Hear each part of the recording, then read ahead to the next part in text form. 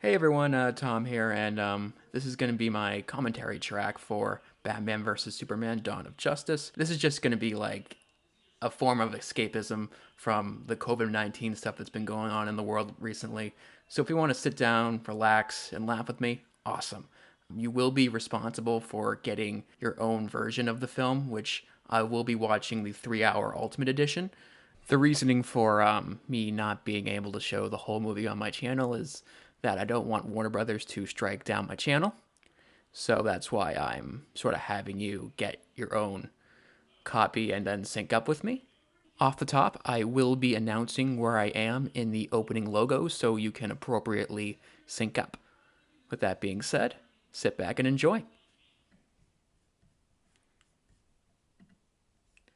All right, I'm at the DC Comics window with the leaf just kind of flowing in the wind. All right, let's do it.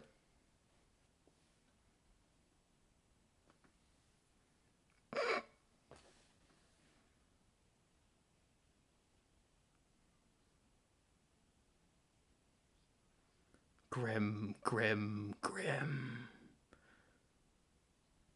Things do fall on Earth. Good observation. It's too late for me.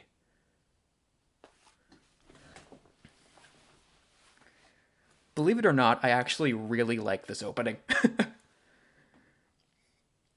I like how the funeral and the falling into the Batcave is sort of meshed rather flawlessly with the death of the Waynes. I really like that touch.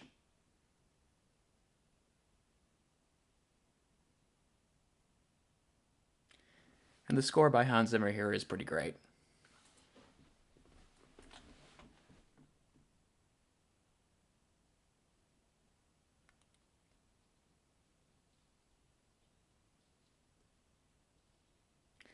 You can definitely tell in the scenes with Batman in this movie how badly Zack Snyder wanted to adapt The Dark Knight Returns.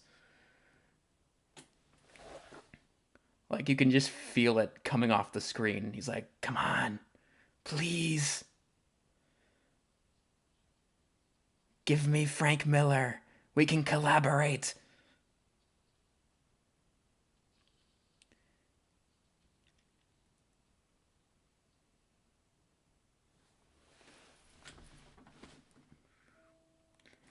Get him, comedian. Oh, and he's dead again.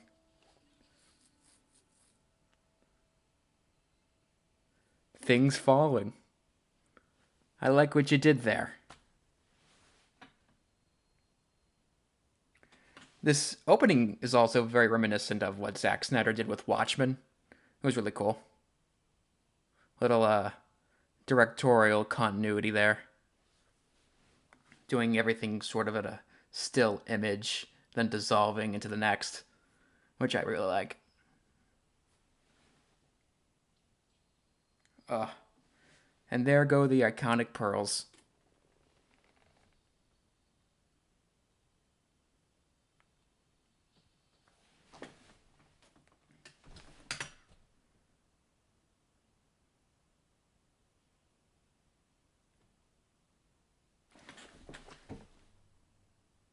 Okay, I'm getting out of here. Bye. Yeah, leave the kid alive. That's reasonable.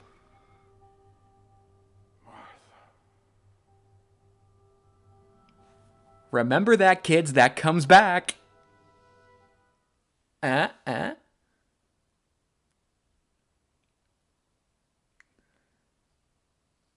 All right.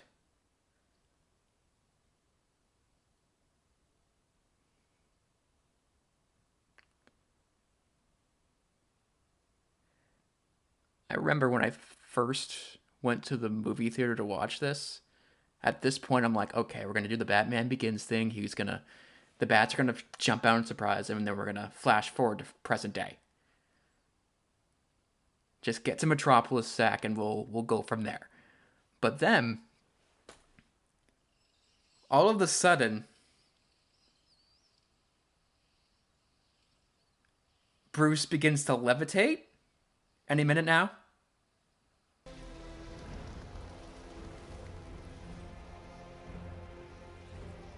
And I'm thinking, what the fuck? But then, since Zack Snyder is a very visceral guy, he gives us a giant bat being made out of the thousands of little bats, and I'm like, okay, that's strangely wonderful. That is strangely wonderful. I like that. It's so weird. I love it. Batman is created. From that point on, he was born. Took me to the light. A beautiful lie. A beautiful lie. Metropolis. Mankind is introduced to the Superman. The Superman.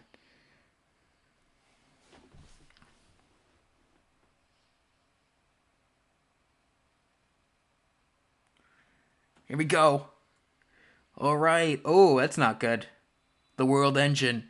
Okay, we got our Jeep product placement here. If you remember those awful commercials, the Jeep Grand Cherokee Dawn of Justice edition, awful. Remember, kids, during an apocalypse, Jeep, you want to buy the Jeep.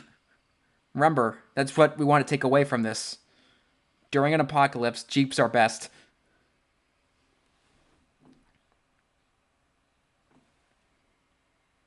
Are you sure that's a good idea? I mean, are you sure? It took you just now to realize that you should get the hell out of there? Jesus Christ. Bruce, no offense, but you employed a bunch of fucking idiots. Jesus. Oof. Jeep. Jeep, Jeep, Jeep, Jeep, Jeep, Jeep. Buy the Jeep. Look at that. Another shot of the Jeep. Yeah, that's what I love. Buy the Jeep. Best for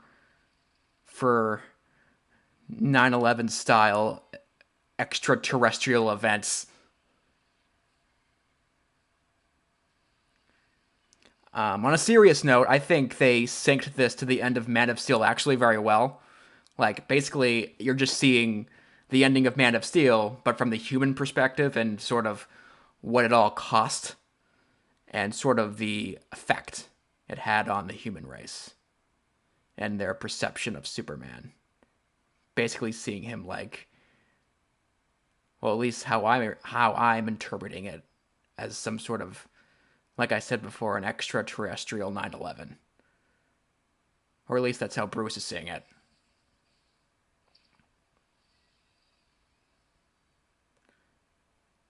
Like, if this actually happened, you would be afraid of Superman.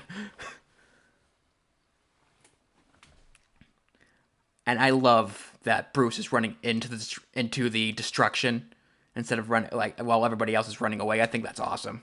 That's so in character for him. So here's the part in Man of Steel where Zod, like, laser eyes the whole building. It apparently was Wayne Enterprises. Or I think it's Wayne Financial in this movie. But anyway. Yep, there it is. The laser eyes.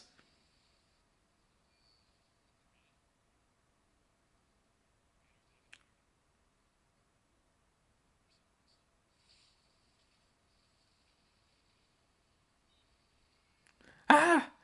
Awesome. Great moment. Like I was a thumbs down on this movie, but this is an awesome, like, Bruce Batman moment.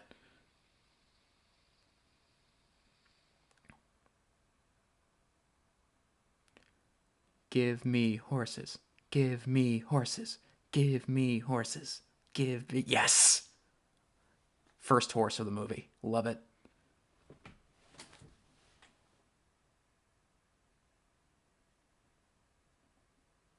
Oh, this is great. Like the massive confusion and sort of how everybody's kind of shell-shocked. You had the makings of a good deconstruction of superheroes here. You had it. You had the concept.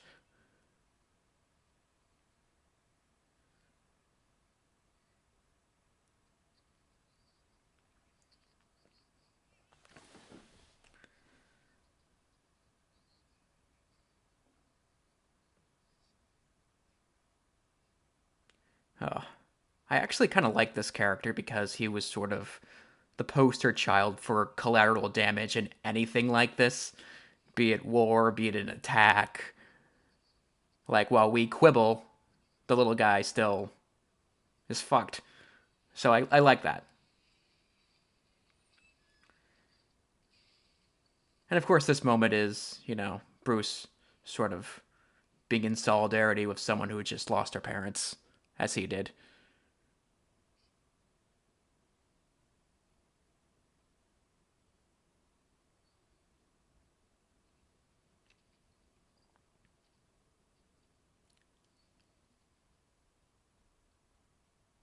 Now, this, I believe, was the moment where he just fucking snaps.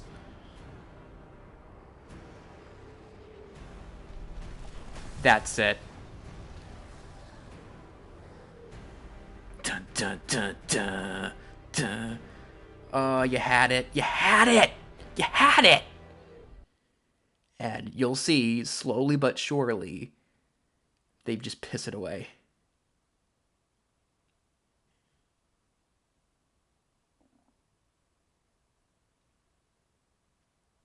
Okay, we need to get the kryptonite somewhere in the Indian Ocean. We don't know where, but somewhere. Where the world engine was. Very vague. Very nice looking.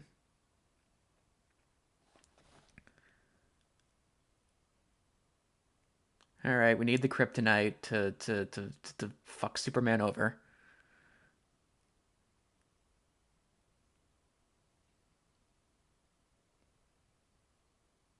Oh, here we go. And who the fuck is that? No one knows. Just some random dude. LexCorp employee. Hope I get promoted.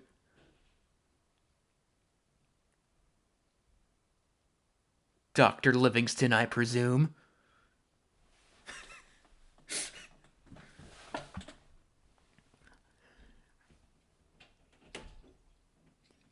There it is. Superman killer. Superman be gone, is what that is. Superman be gone. Remember, if you're covering a Middle Eastern crisis, Coke is the way to go. Coke, that tastes good. Buy Coke. Even if you're in Africa, get Coke. It's Jimmy Olsen, the spy. Oh, spoilers. He's a spy, and he gets shot.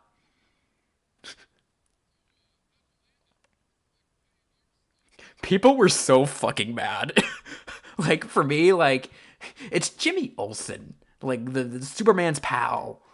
Come on, I mean, like, he's a fine ancillary character, but like, I've never been attached to him. I've always been more of a Batman guy, so like, take what I say about Superman with a grain of salt.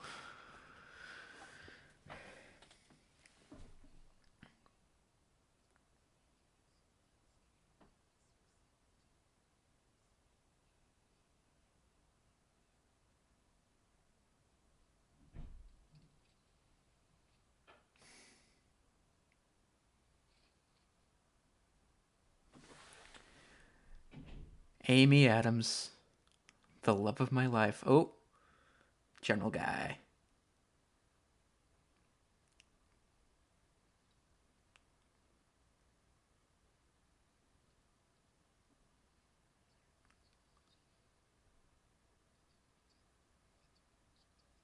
Bitch. Strong woman.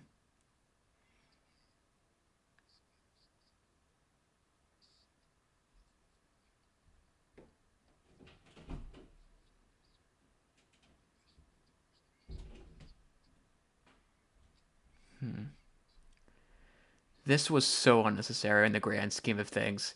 So this subplot basically exists um, to give the people of Earth a reason to distrust Superman because he was involved in, unilateral intervention. But you had the reason. We just saw it in Metropolis.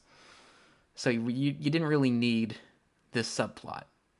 But really, I think a bigger reason this exists was the writers had no idea what to do with Lois Lane, so they just had to give her something to do. rather than fall and then get saved like she did in Man of Steel.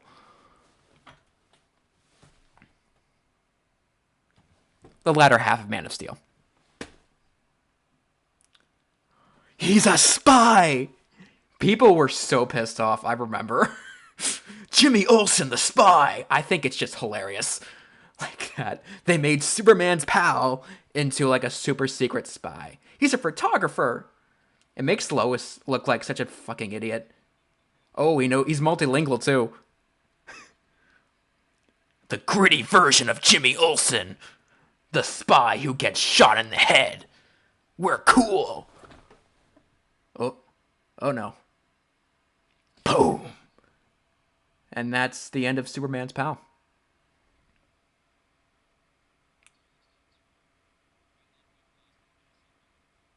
Oh, here come horses. Horses. Horses.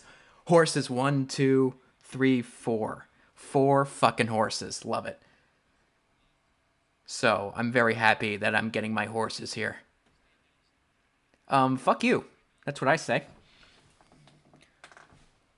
That's a cool looking shot. Dun, dun, dun, dun, dun, dun. Again, Hans Zimmer and Junkie XL did a good job here. The music's good. Dude, you're gonna get fucked by Superman. Like, if you take Lois Lane, you're gonna get fucked by Superman. That's just the rules. Superman's gonna own your ass. So, I don't usually complain about logic in my superhero movies because they're superhero movies, but they would have found the bullet holes in the carcasses, right? I mean, I suppose they do burn them, but I mean, like, why would Superman need to shoot anyone? Like, again, this kind of speaks to how unnecessary this whole thread was. Like, you don't need another reason for Superman not to be trusted. You have the reason, it's Metropolis. Like, in the old Justice League animated show, it was very similar. Basically, Superman was like, I think he was possessed by Brainiac or something, and he, like, destroyed Metropolis. Or, like, caused a lot of damage, and the government and people were very distrustful of him. Yeah, fuck you, government. Yeah, we're anti-establishment. But yeah, I side with those guys.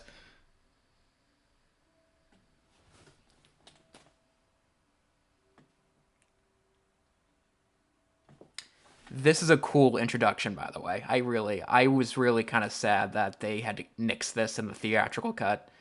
It's a really neat way to introduce Superman.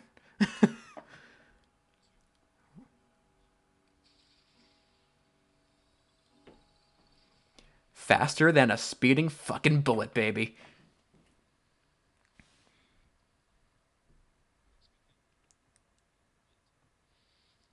A flying bogey.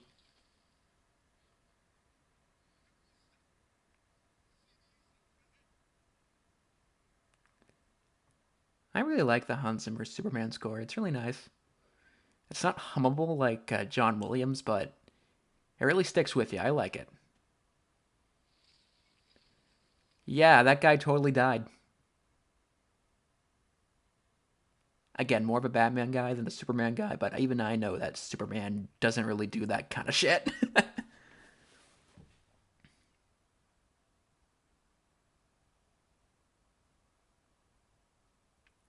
Again, this is really dumb. You didn't need this. You had the reason. I know I keep harping on this, but you had the reason people don't trust Superman, and that's Metropolis. I guess they were trying to show maybe his impact and sort of influence on a global scale, but like you would have seen the bullet holes. Like, all you need to do if you're living in that world is you would kind of say Superman wouldn't have to shoot anybody, so that probably wasn't him.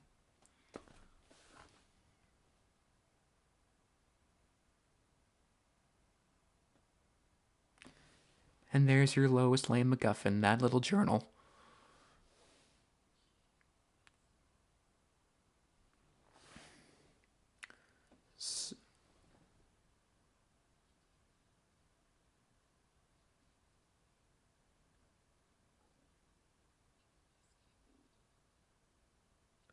Mercy Graves.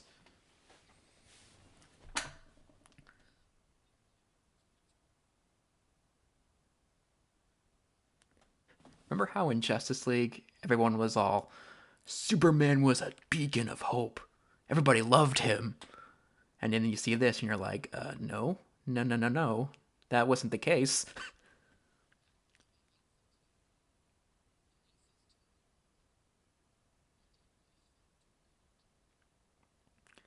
So ah, a fun thing was like that woman had that scene in the theatrical cut, and that was it. And she has more of a role in this, which I kind of appreciate because she just showed up and then she went away for no reason, and everyone was like, "What? Yeah, take a knee." God, Gotham sucks. 58 to nothing. God. Oh, Metropolis. Oh my God, owning so many people. And that's what happens when you don't have Vic Stone on your team. Oh, I think we're gonna see Mr. Batman. Ah, oh, God. Oh, it's so. Oh, it looks so cool. I love that Ace Chemical sign too. Oh, this is so. It reminds me of the old Batman animated series from the '90s.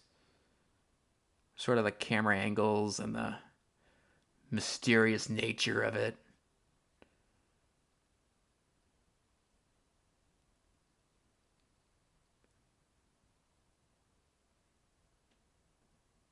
It definitely harkens to more so Frank Miller. I have Year One on my bookshelf, and the Gotham there is very dour and kind of hopeless and gritty and stuff like that. Um, Basically, what you see in this movie, and they did that Batman and that Gotham so damn well. That's kind of why I wish they or Snyder had been given the keys to do his Batman movie, because he clearly wanted to make one. And he was thinking, oh, Superman's in my way. Shit. I love that the people that he saved are scared of him. Like, he just doesn't give a shit anymore. Like, now he's just sort of going out to hurt people for his own sort of vindication, his own sort of satisfaction, which sort of plays into the whole Randian angle of Miller's Batman.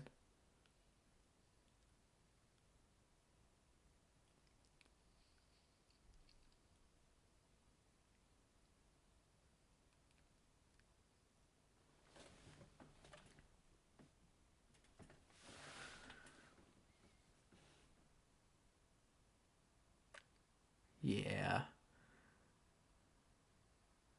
He's a bad man.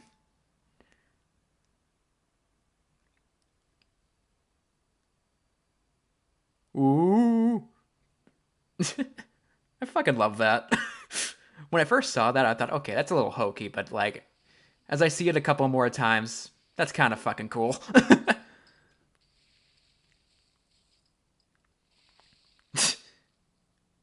Nice going, Junior. Assam. Building up the legend. Love it.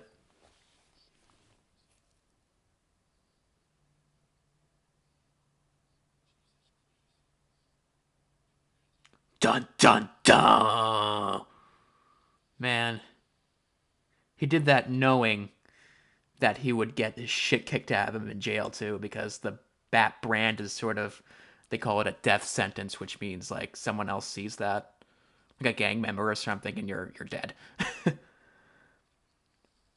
So yeah, this Batman is a straight savage. Like, he's over the moon. He doesn't care if you break the law. If you try to kill him, he has no problem killing you. And I found that kind of interesting for like a whole movie, not half a movie. Like, what would 20 years of vigilante justice, or, dressing up as a vigilante to hopefully inspire good, and, when that obviously doesn't happen, what does that do to you psychologically? I like that. But again, these are ideas that the movie doesn't necessarily explore as themes, which pisses me off. Or it doesn't piss me off, it just disappoints me. So, yeah, this is the beginning of Lois's long, drawn out arc. She tries to figure out where the bullet came from, and she does, but in a very just. The writers had no idea what to do with me, so they had me do this kind of way.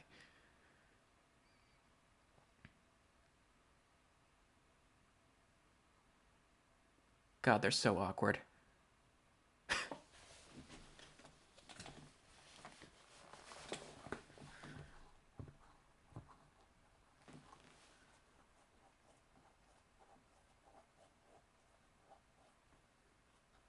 Yeah, Clark, you dick.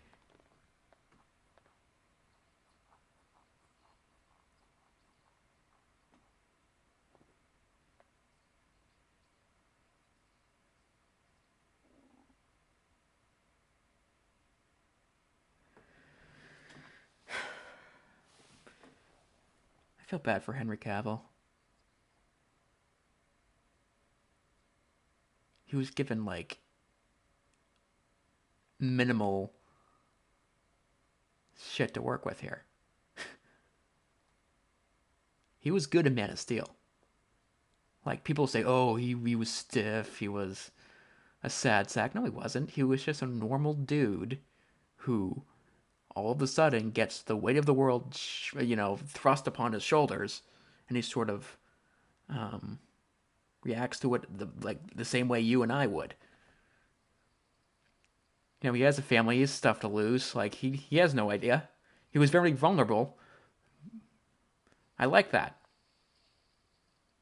It was good. Aw. Awkward tub love. Oh, look at that. Yeah, that's what you live for right there.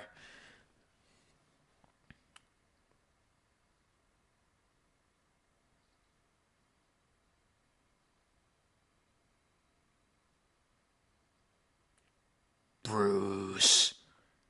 Oh, look at that guy. Ben Affleck was a great Batman. He really was. Again, both him and Cavill kind of got stiffed.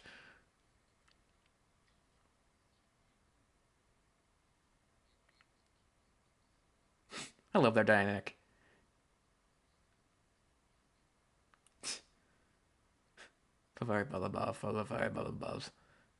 Be prepared, Master Wayne.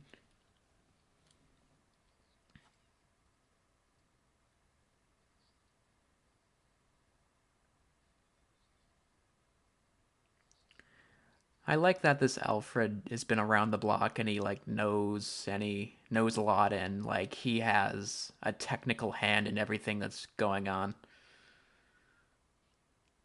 Sort of like Fox was in the Nolan movies, but sort of closer to Bruce. Bruce, come on. You're not a fucking idiot.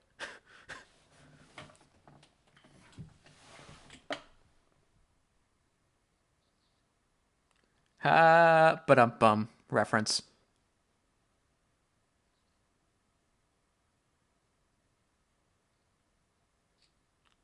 I love the eeriness of this exchange right here. We're criminals. Quoting the famous line from The Dark Knight Returns.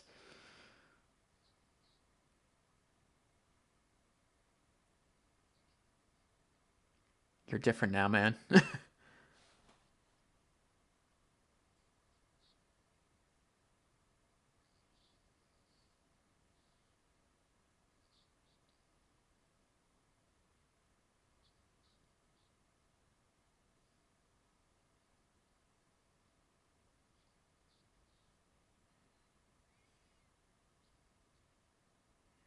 Cruel. Oof. Maybe you started out as a good guy, but dude, you fall. You've fallen. Like the opening monologue. We go from that to jumpy Lexi over here. Oh, Jesus. I was not feeling this from the casting. I was not feeling this when I was watching the movie.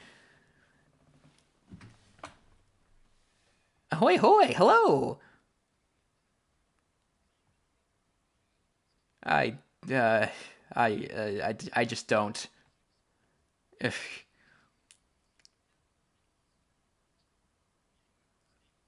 Yeah, say a little more, buddy.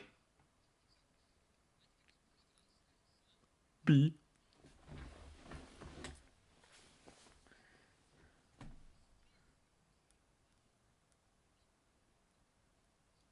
Oh no, no, no, I'm a chipmunk. No.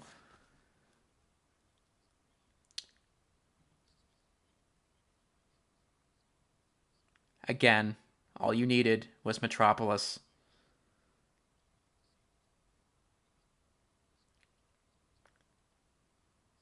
Oh, kryptonite is dangerous to Kryptonians? Wow. I didn't know that. Among the fishes? Oh, God. Because everybody has to be a Mark Zuckerberg. Mercy.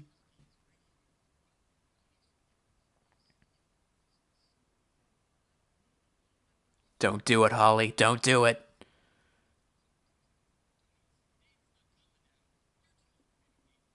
Oh, my God. He's so grating. He only gets worse, too.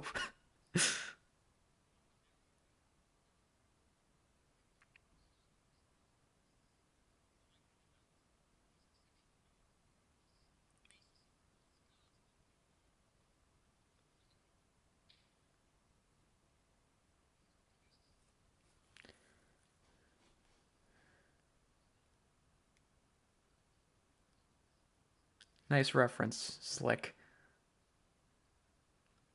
Oh, God. Jolly Rancher time.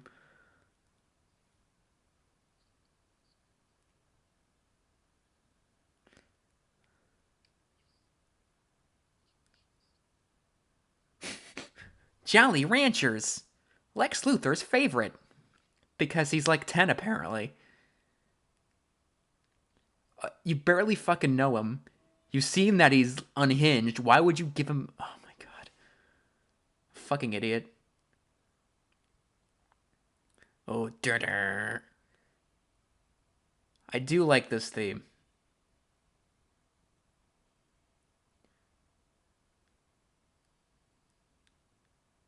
Dun dun dun dun dun dun dun dun dun dun dun dun dun dun dun. Oh yeah, Jesse Eisenberg's so threatening. I'm shaking in my seat right now. What's he gonna do?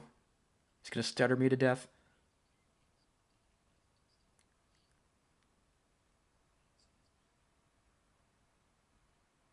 Oh, you said it, not me. Haha. Dude, fucking stupid. Twitch, twitch, twitch. Ooh, stop. Thank you. Ooh, there's naked Michael Shannon. Naked and dead Michael Shannon.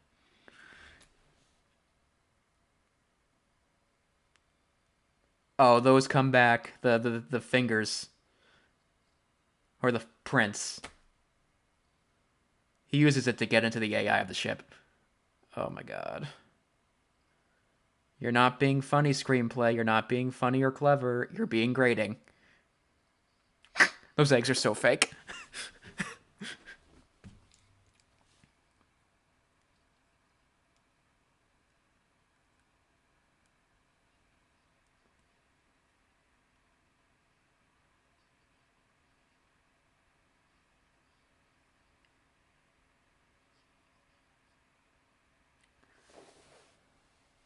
Definitely. You know what? Everybody thinks he's God for some reason, which is understandable. this movie is trying to be a lot of things, but one of the things it's trying to kind of explore is mankind's sort of fleeting relationship with God and sort of hang-ups they have with God. Like, if you're so loving and so powerful, why weren't you there for me? How do you decide who matters and who doesn't? What the hell? And of course, it brings these ideas up, but never explores them as themes because that would be too smart for this movie.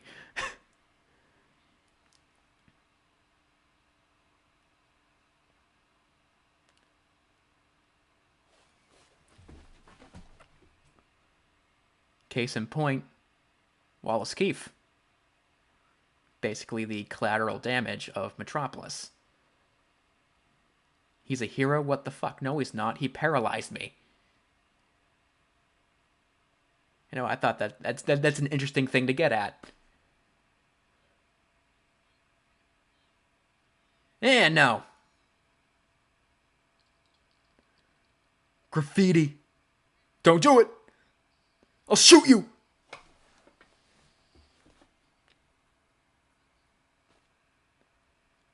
I like that shirt, Amy.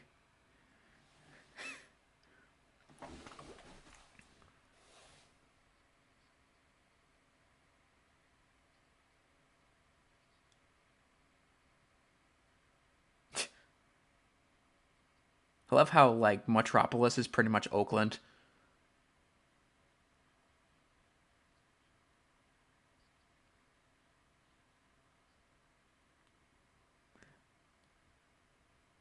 Okay, I work for Bruce Wayne, okay? I'm cool. Yeah. Hey, it's the false god thing from the teaser, which was great. I love that teaser. Love affair? Everyone in the movie that we've seen talk about Superman really fucking hates Superman. Love affair.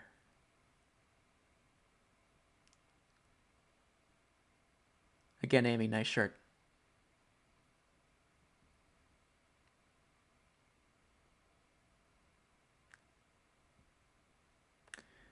I liked in this cut how we got more Clark time.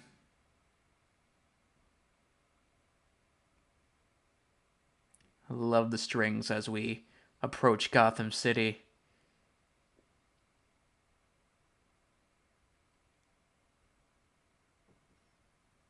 I love that Clark's being a little deviant here.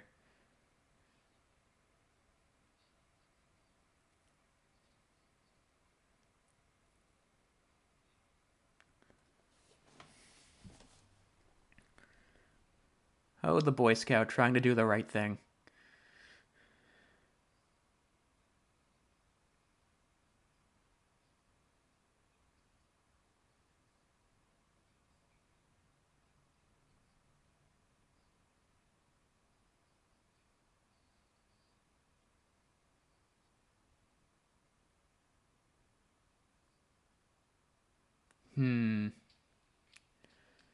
Meanwhile,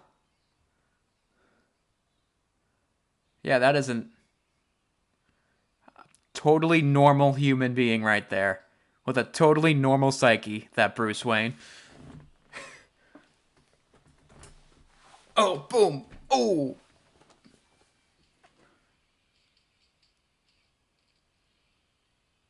I love that Bruce always loves.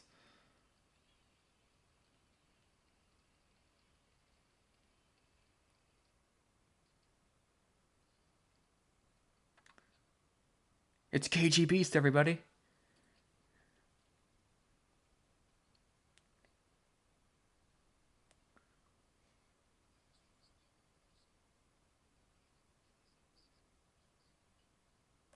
Burn.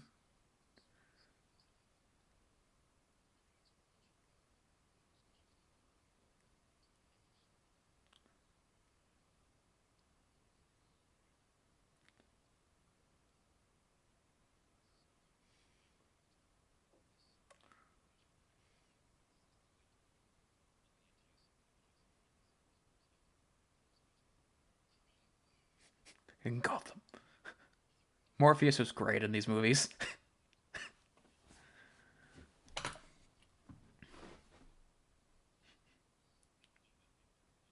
I love the cynicism here.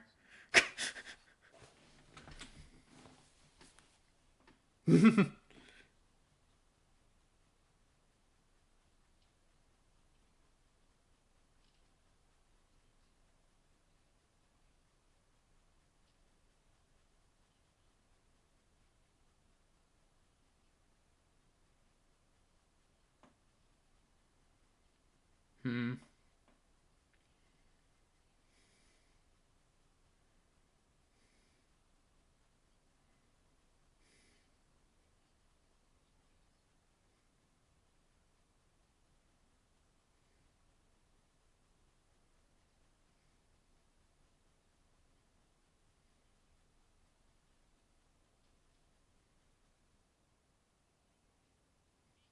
Hmm. So that's what charisma feels like.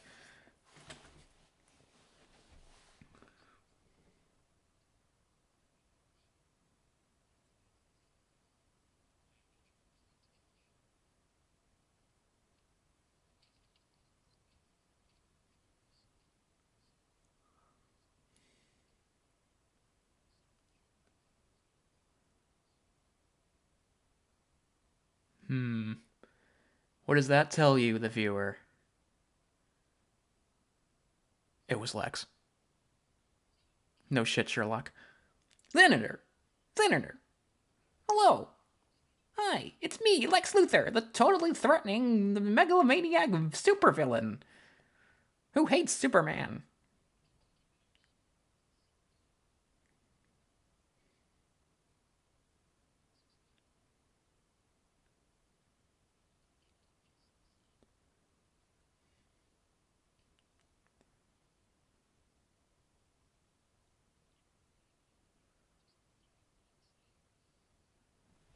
Oh, Jesus.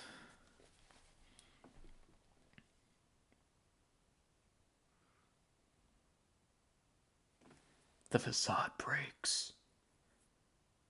The supposedly charming facade. Ugh. No. This. No. This isn't working.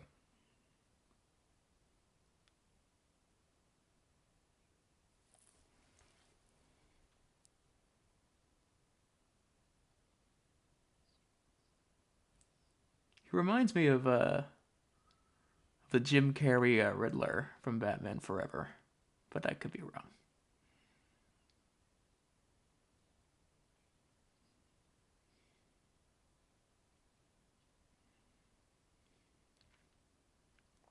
Mm, mm.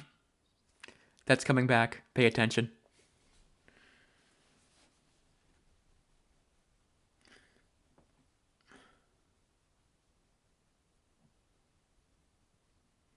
Oh, but you will.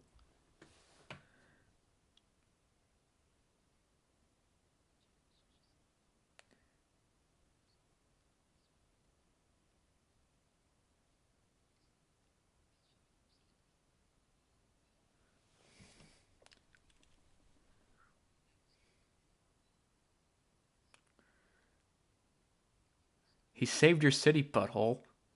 Oh, yeah, I guess. Okay, so he doesn't like Superman because of his power. That kind of makes me think that Bruce and Lex are kind of redundant in this movie because they're both distrustful of Superman's power and they both want to kill him and both serve as antagonists through most of the movie.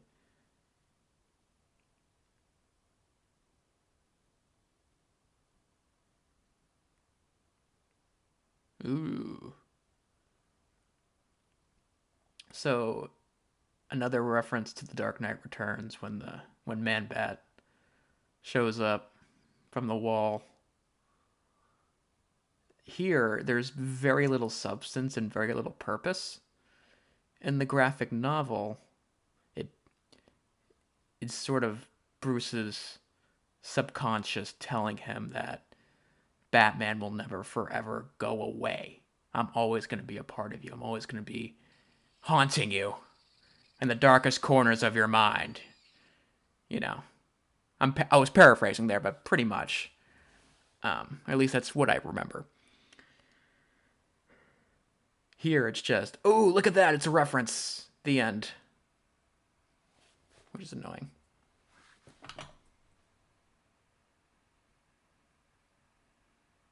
Again, you can't just we saw the same thing with Joker. You can't just copy and paste veneer. You can't just make references to other things and hope to God that you'll be that thing because you're in reference of that thing. You have to do the extra legwork, and this movie just doesn't do it like Joker. Or at least that's me.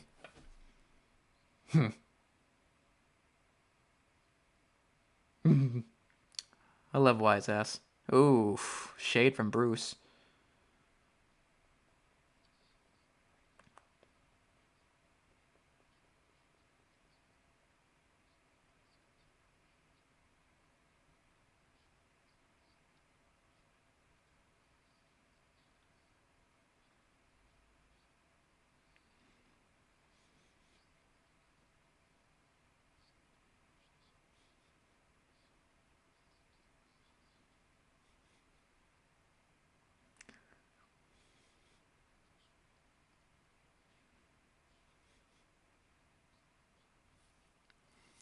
He's been invited. Ooh, so if they've both been invited to the library party. Oh, I love this moment right here. Da da da.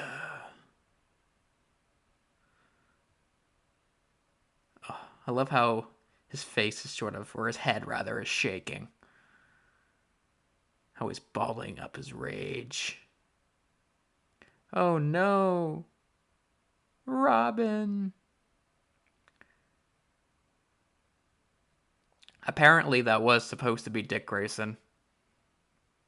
Not Jason Todd, which, oof. There's a hot Batman. Look at that. He was like 45. He looks fucking great. Ooh, nice. Classy.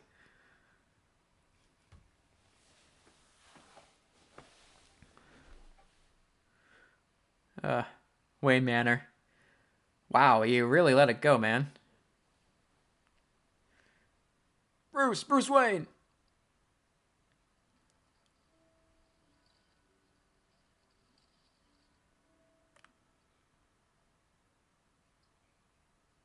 Haha. Seriously, you live in the DC world and you don't know who Bruce Wayne is? You're an idiot. Oh, me. Oh, blah, blah, blah.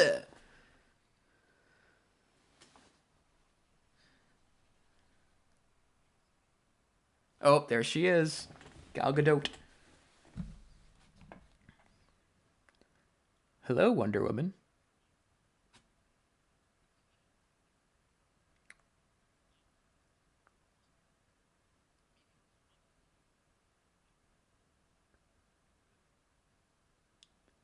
He's the one who has money. Just smile and nod. I like the little touch that Clark can hear Alfred talking to Bruce. Yeah. Oh, Jesus Christ. I share that reaction, Diana. It's so grating to listen to.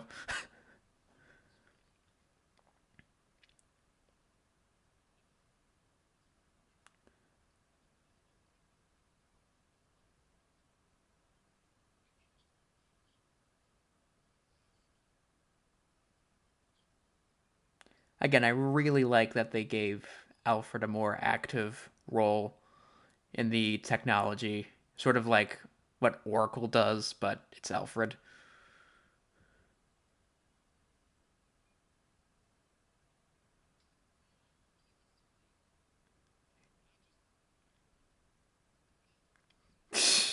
Yeah, yeah, the computer looked like the fucking bathroom. Yeah.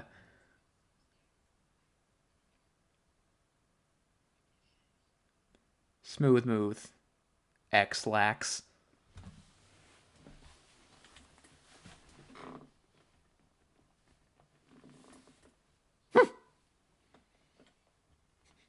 Alfred has some pretty good one-liners in this movie. Eh.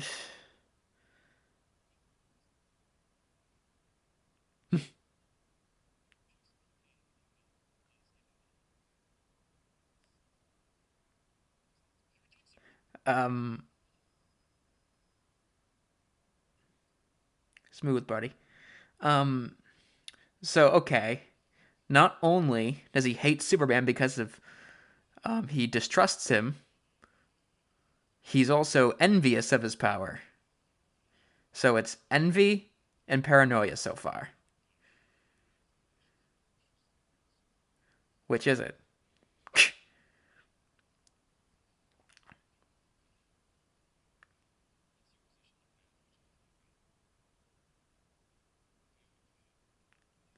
Ooh.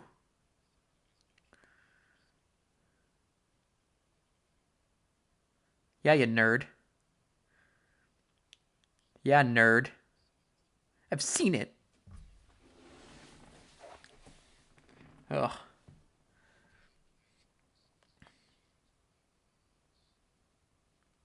Ooh. Yep. Yeah. Big time. Yeah. I mean, General Zod was a little more than a cat, but okay, buddy. But yeah. Ooh. Yeah, they do. The whole movie, they've been saying how bad Superman is because of his unchecked power. Ooh, he's probably talking about Jared Leto. Oh, oh, oh, Jesus. I can't with this. I can't. I mean, the way he's written is bad enough, but the way Eisenberg delivers it, it's almost as if his character is from Zombieland in 30 minutes or less jumped into a DC movie. It's just so grating to listen to. Feel free to jump into the comments and tell me why I'm wrong.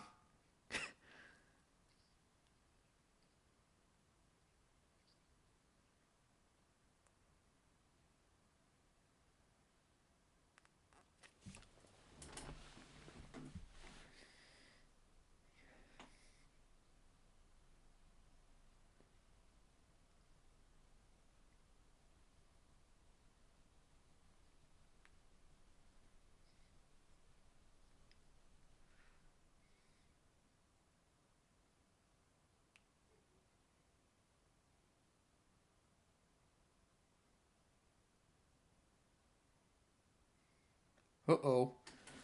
God damn it, Diana. I got my picture of Steve. I'm happy. Hey, Diana, can you not be what are you doing?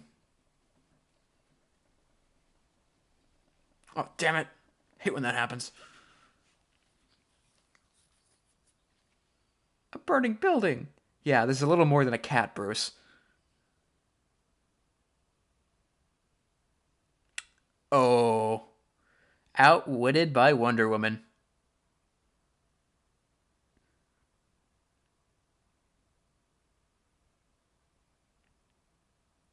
A striking image. He's saving humanity like Jesus did. Again, I like the Superman score by Hans Zimmer. Da-da.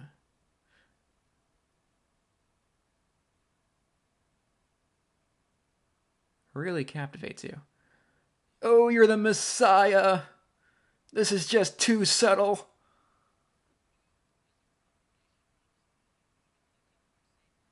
Hmm.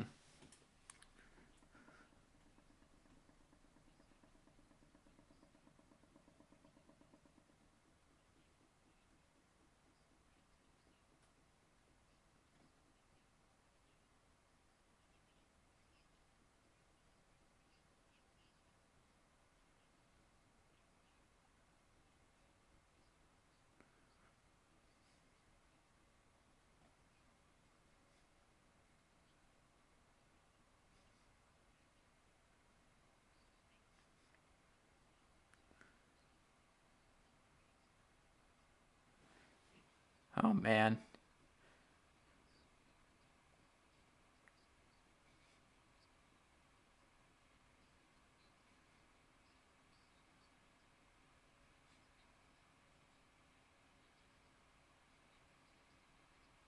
Yeah.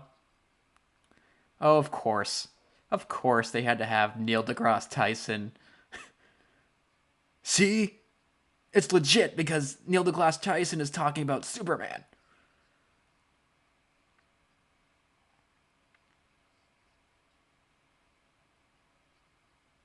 But I do love Batman though. Because there is Superman. There he is. Oh, my savior. It's the second coming of Christ. Oh my god.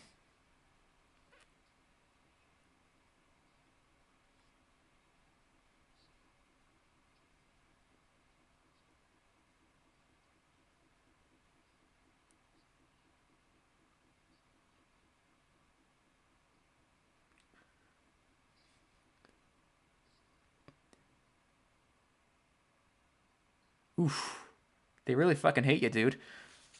Which begs the question: why in Justice League are there is everybody saying, "Oh, he was a beacon of hope, and everyone loved him and looked up to him. He was Earth's champion." One movie later, like really, you, everyone kind of hated him.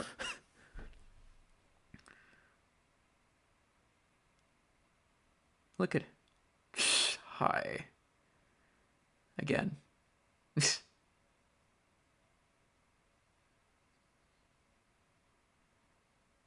Oh my god, I feel so bad for Henry Cavill because he's not really given anything to work with.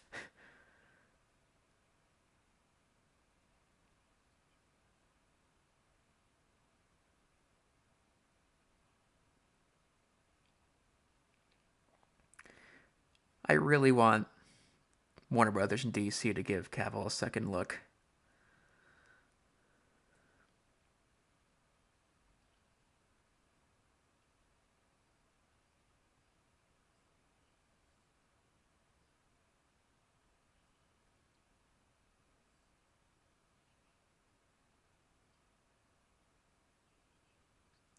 Oh.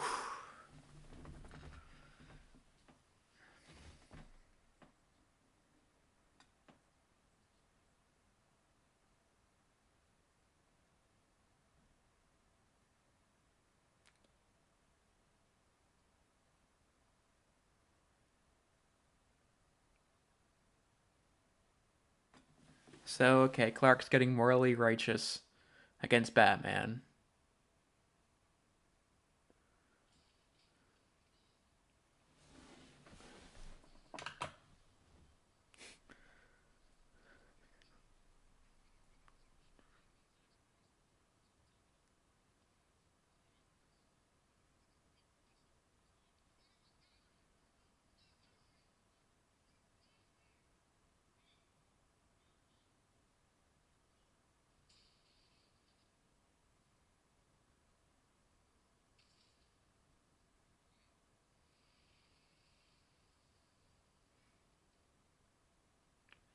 Lex Luthor did.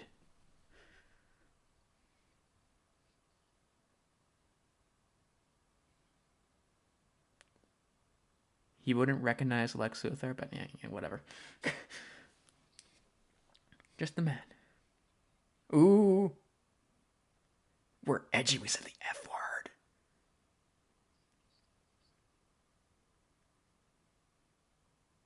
Ooh.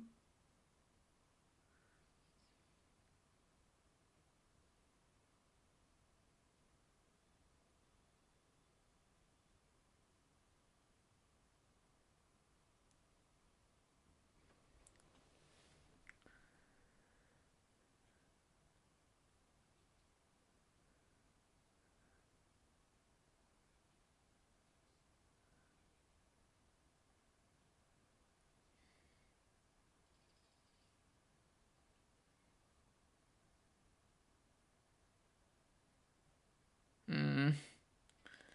We're about an hour in now, and my god, it's hard not to fall asleep here.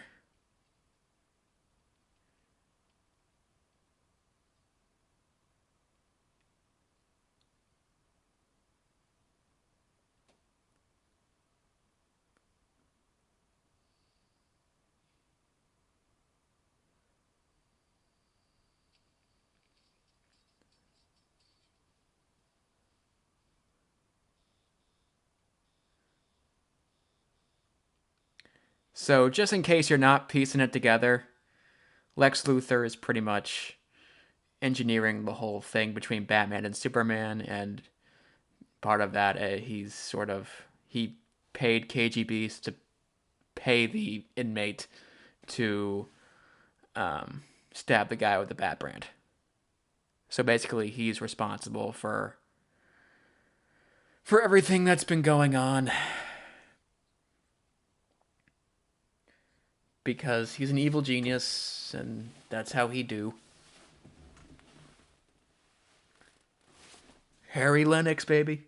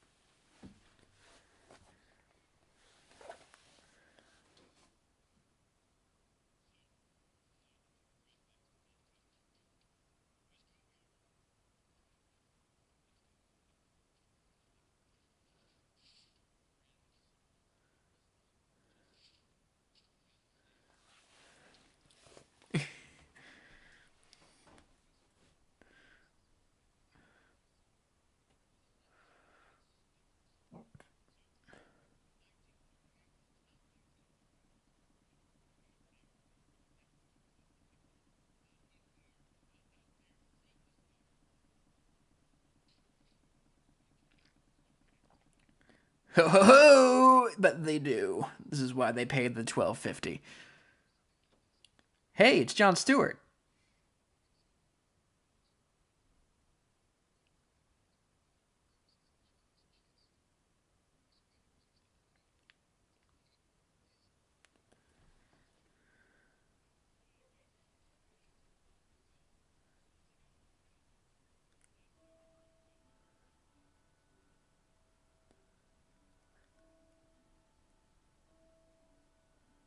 There are so much, or there are so many, I should say, dangling threads in this movie. It almost, and as like a whole thing, it almost sort of comes across as just some random splat of a thing.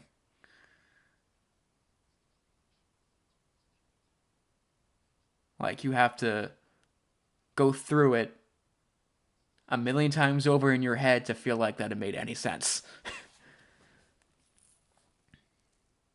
And the theatrical cut is much worse. If you think you're suffering now, the theatrical cut was just terrible. Way worse than this. The Sultan of Bahar. Yeah. I fought in World War I, okay? Asshole, okay? Oh.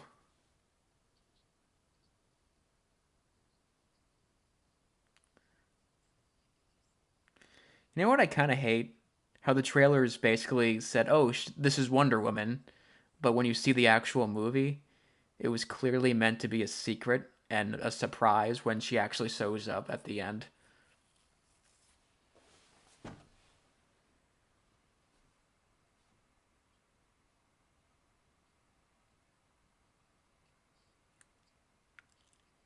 Ooh.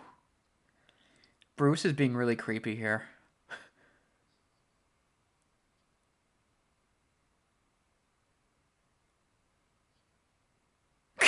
Yeah, okay, Bruce. Yeah. Yeah, Bruce, you're kind of a dick. Not gonna lie.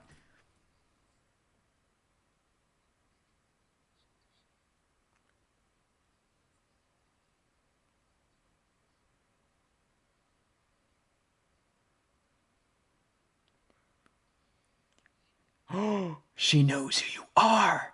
No way.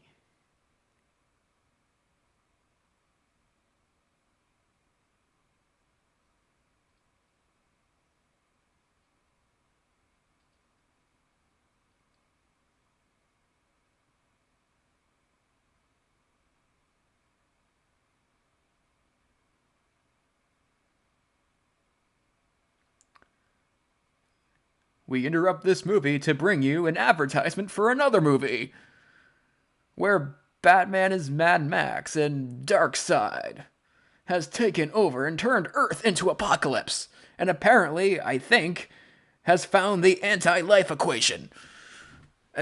And my...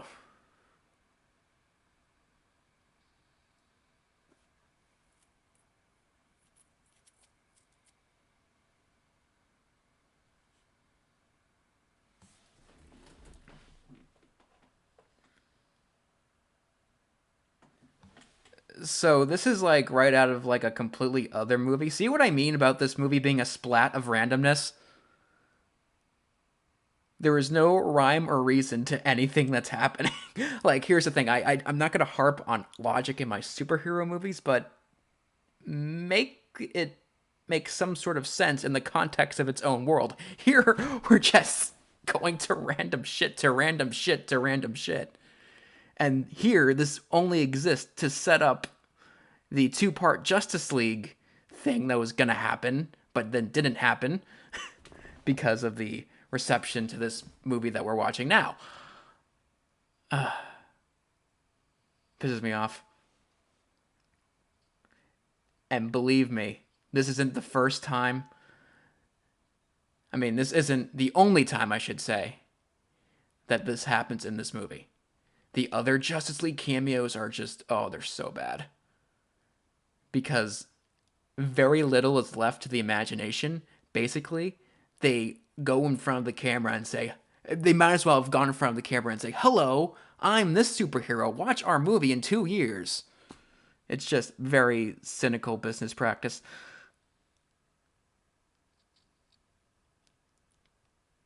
What's happening? Who the fuck knows? Oh, it's the soldiers from Injustice for some reason. Why are they here? We don't know. I mean, this looks very cool and everything, but like, this is its own movie. And you interrupted the movie I was watching to bring me a clip, like a 5-minute clip from another movie. It's just, what? Oh, Batman's... For me, Batman using guns sort of takes the weight away from Batman action sequences because he's just another guy. He's not Batman. You know? He's just another dude with a gun.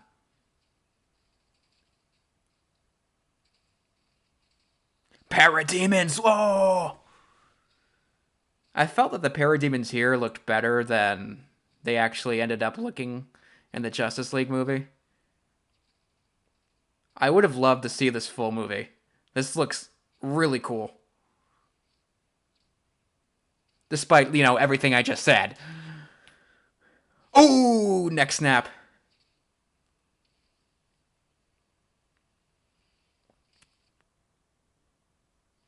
Like, this is almost Zack Snyder pleading with Warner Brothers to let him make some form of Injustice Gods Among Us, which I would be here for, but again, you're preempting another movie that's completely different to bring us a 5-minute commercial for a movie that they thought was going to happen, but then didn't happen, which is kind of annoying.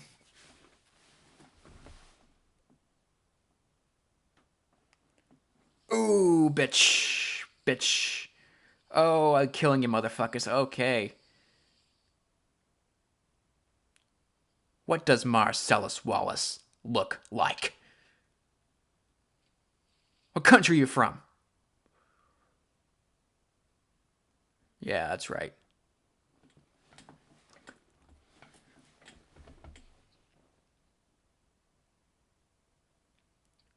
If you think this is random now, in a few seconds, it's about to get real trippy.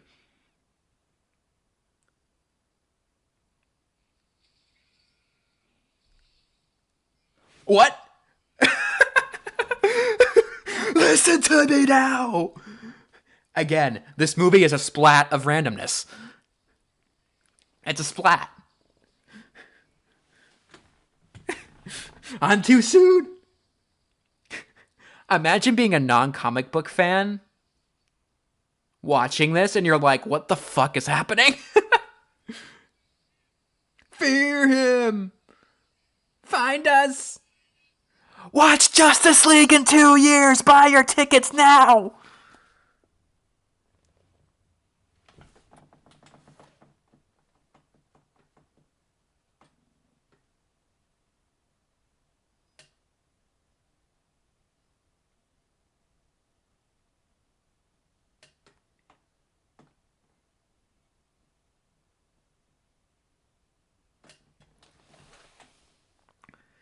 Mysterious letter with Brand Guy being dead.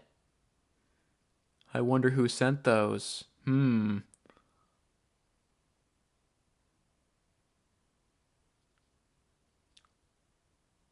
Judge, jury, executioner, justice. So again, Lex Luthor's engineering the whole thing. How? Who knows? He's an evil genius, that's all you need to know.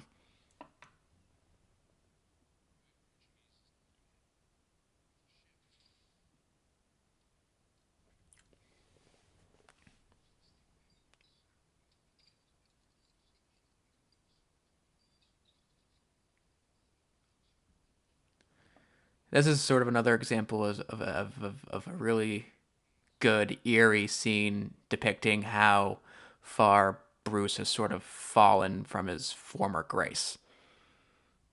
Like, nope, I'm gonna fucking kill him.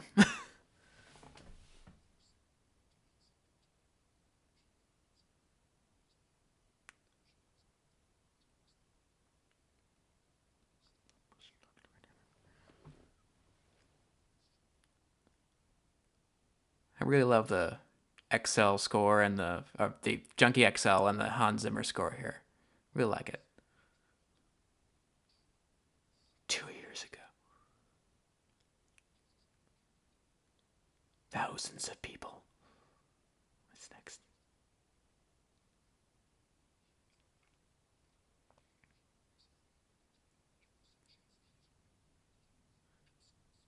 Thanks, Bush.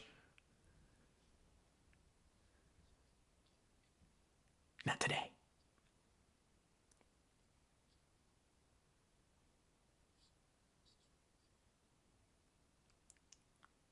Oof, he's gone.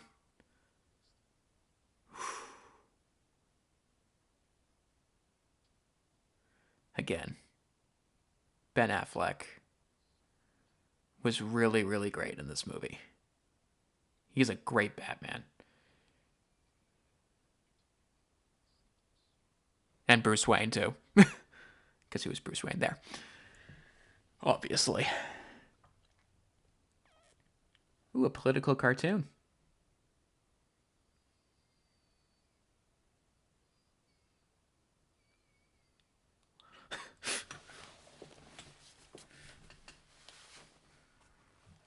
Yeah, follow that random woman. Okay, maybe not too random, but whatever.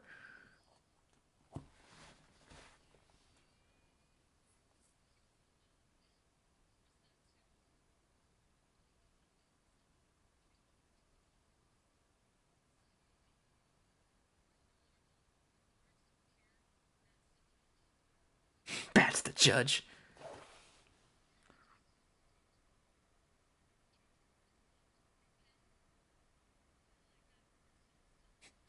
So terribly written.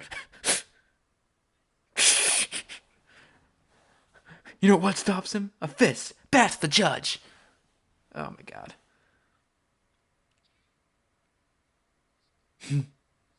I will say Perry Wright is written pretty great here.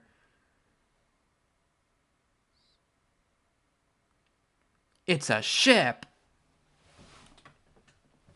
This sequence with the Batmobile is pretty awesome, to be honest.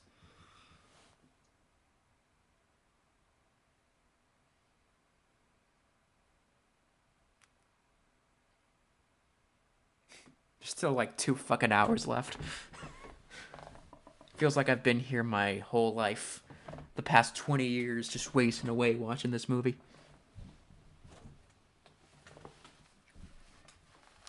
Okay. Oh, dun dun dun dun. Do we really need the fucking choir, guys? I mean, come on.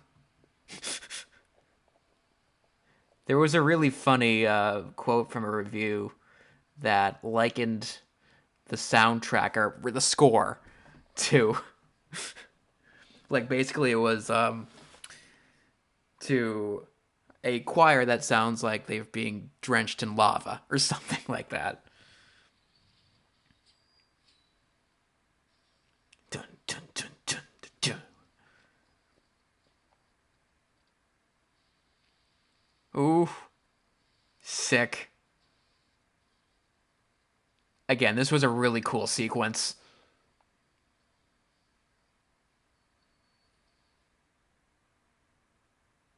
Ooh, the fucking Batmobile, let's go!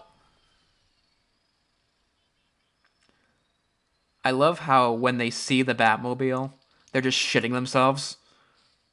Like, all they have to do is see it and sort of think, oh shit, Batman's coming to get me. And they're already shitting themselves. I love that. Oh, okay. So we have Batman literally going out of his way to murder people in a very painful manner. Like, you get in my way, I'm gonna drop you.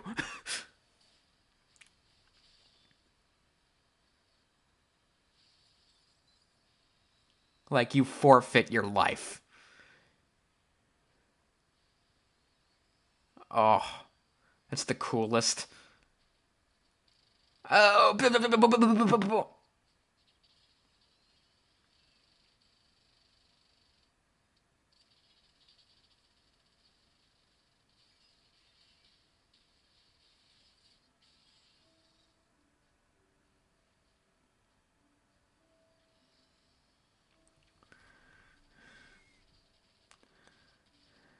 just random shooting. Go away, mean Batman, go!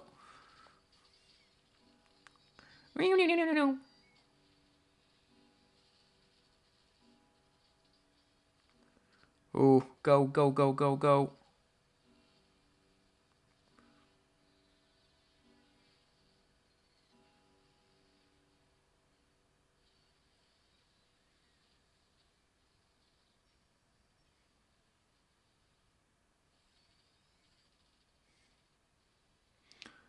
Eat shit, bitch.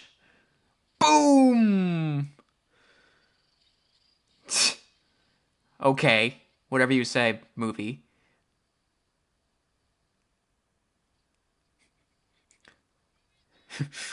I love when Batman disappears, then reappears in the most ridiculous fashion, like, imaginable. He just comes out of the building and crashes into the truck, and then he goes through the fucking boat like it's nothing. No, no, no. He shoots his way out of the boat. He shoots his way out of the boat, right? Yep, there he goes. Yeah, get fucked.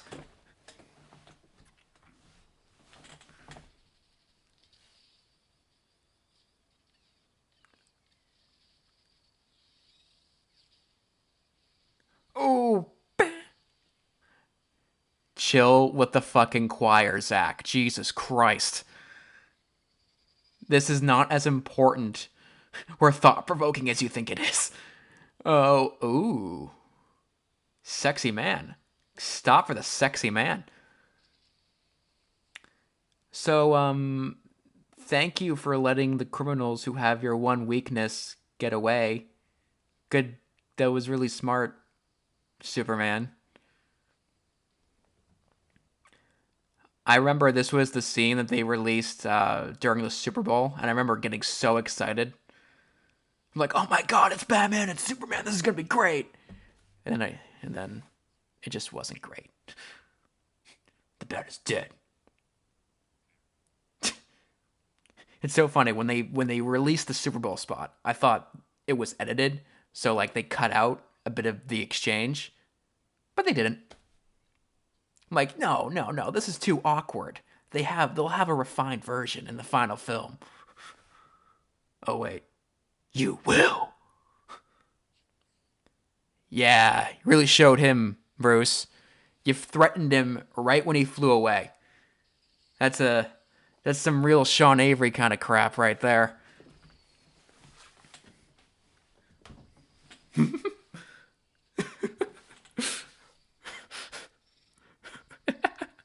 Yeah.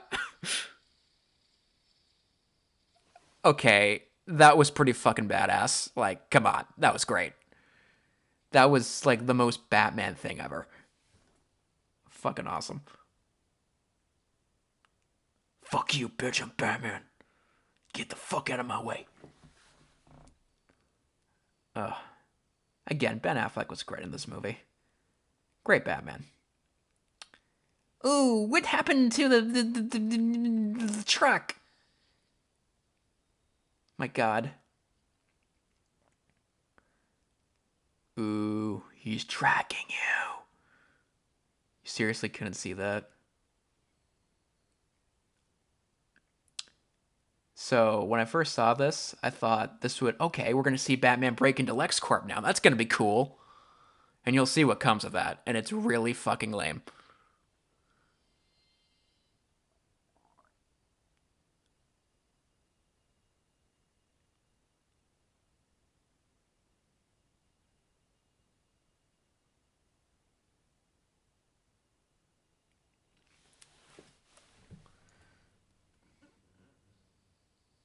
Oh, back to Lois.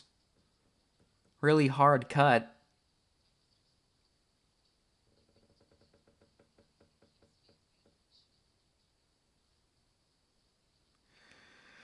Oh my god.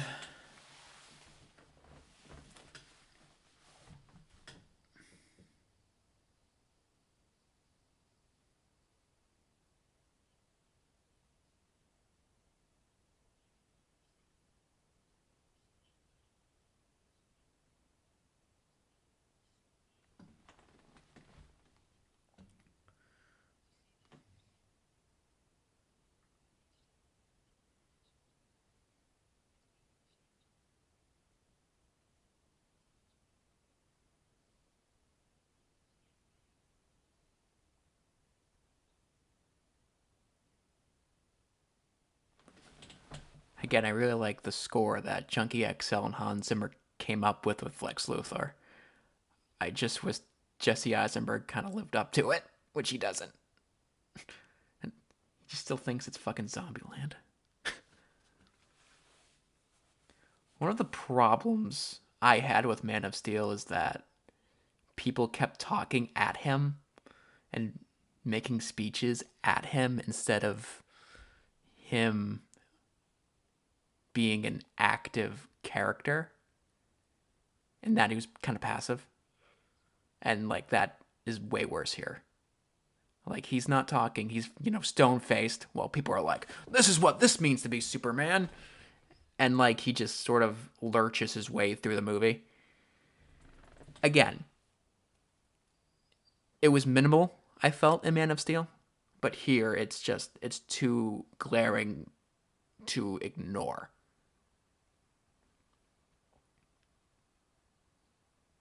Where he's just sitting there stone faced with people talking at him, and the movie happens to him instead of, the other way around, which, in my opinion, is not good writing. Tell me how Chris Terrio, after writing this piece of shit, got a gig writing The Rise of Skywalker.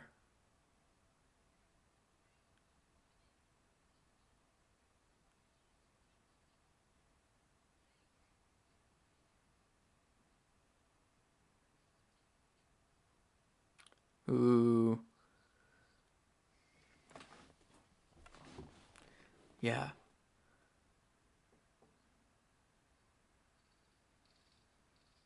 Zack loves his flashbacks, the things you just saw.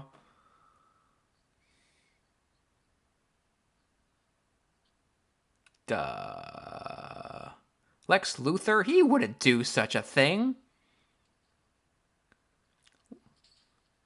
Lex Luthor is not a supervillain. He's a completely stable genius.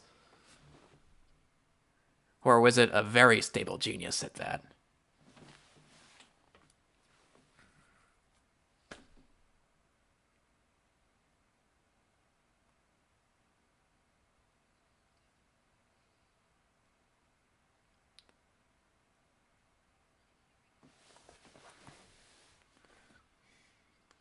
Hey, it's Soledad O'Brien.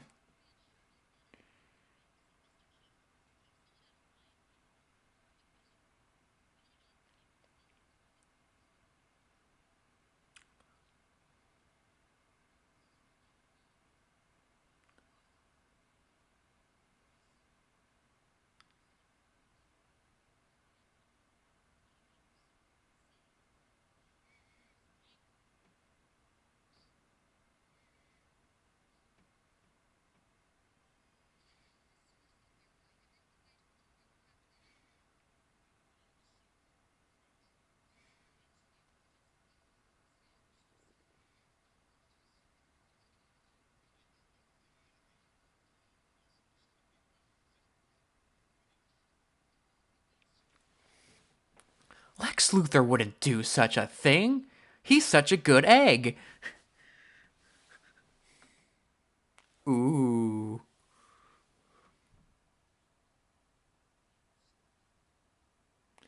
You idiots are just figuring out that Lex Luthor's a evil person. Senator! Hey!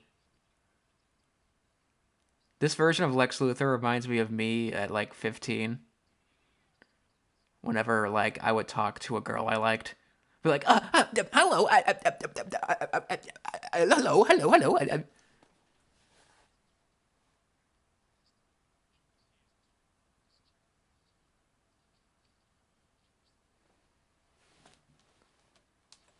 I am your ghost.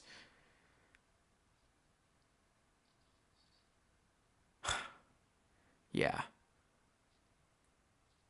Everybody.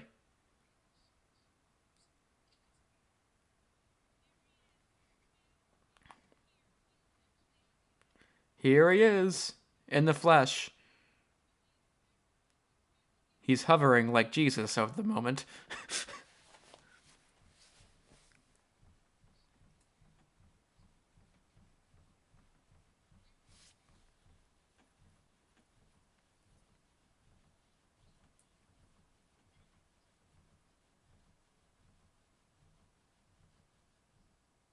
I thought you were jealous of Superman's power. Or you're paranoid of his power. It's really muddled.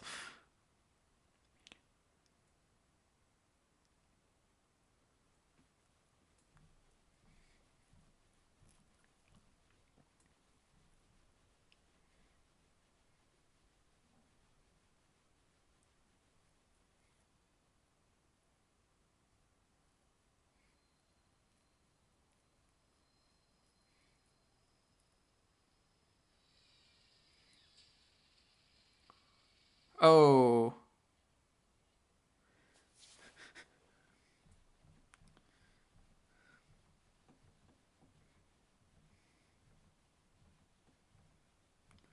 I love how you screaming fangirls. Oh my god, it's Superman! Here's me on the left.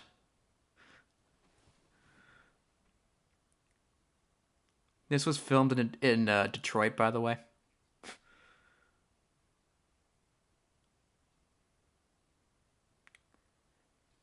So this would have been a great opportunity for a character moment for Superman,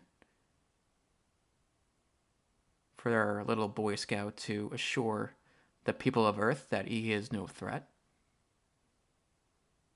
to make like a really Superman-y optimistic speech.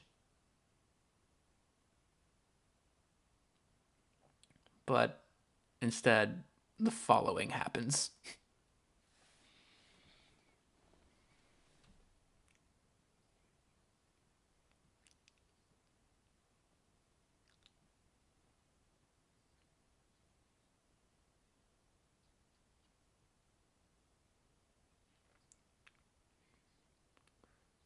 John Locke, baby.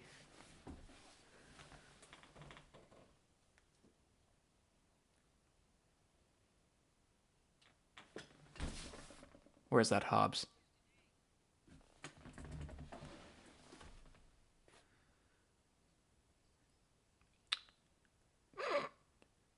If you're thinking, is it? Is it?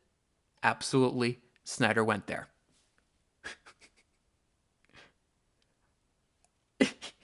This is. It's just too much of an elephant in the room, really. Lex Luthor did indeed take the time out of his day to get a jar, label it Granny's Peach Tea, put his dick in it, and then take a piss. Yeah, that's a jar of Lex Luthor's piss. Oh my god.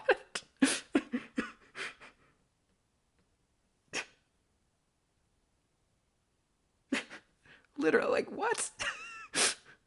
Dun dun dun. Here's my pee. You're welcome. Bitch. Bye.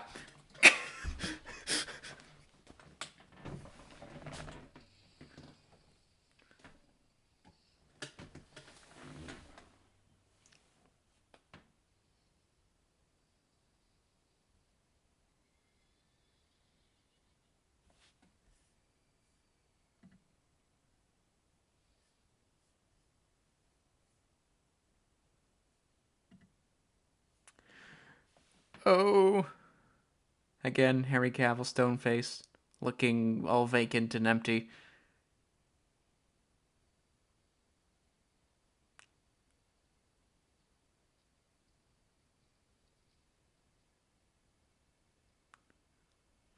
So stiff.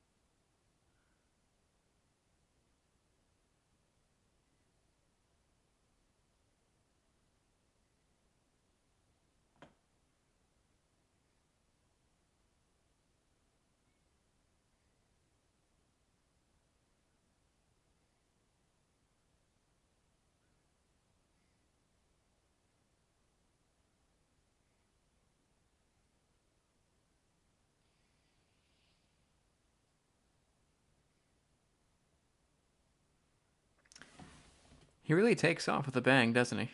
Oof. Cool, Alfred. Chop that wood, Alfred.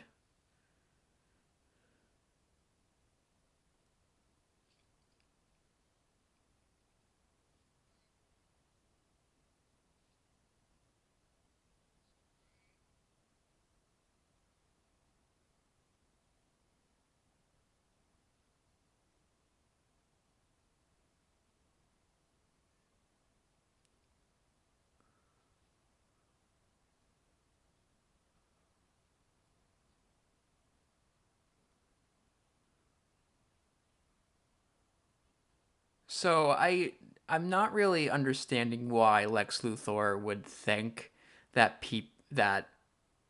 Superman that people would think that Superman was responsible for this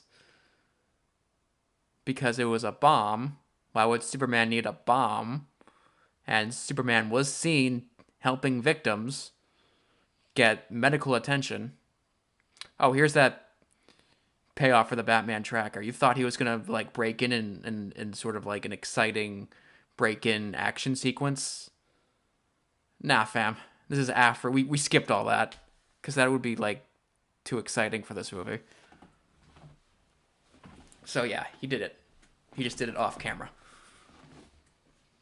See, that would have been cool to see, but whatever. Prioritize that super exciting piss explosion.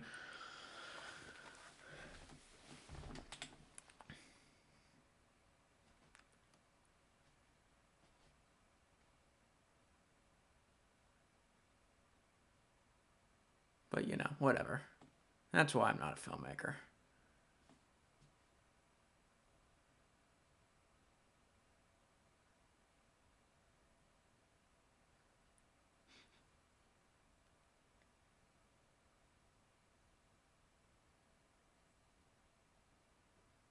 He's just there. Hey, how's it going? I just know where you are. You sound like you really don't give a shit.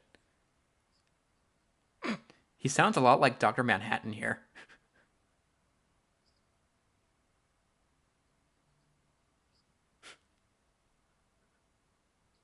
Just sort of detached and apathetic.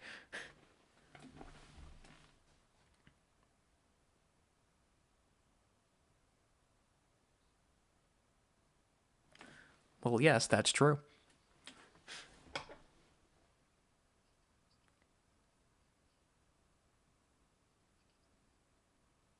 What people? Everybody we've seen in this movie fucking hates his guts.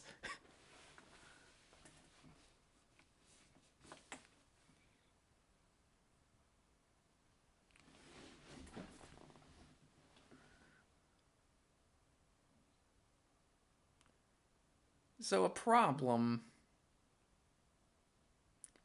Superman is being very, well, kind of selfish. Oh, it did on my world. And Batman is also being selfish. And you don't have the interesting conflict of ideology you have in the comics, where Superman is the bright sort of optimist and Batman is the pessimist. Basically, in very basic terms. Here it's pessimist versus kind of sort of pessimist, and it just doesn't work.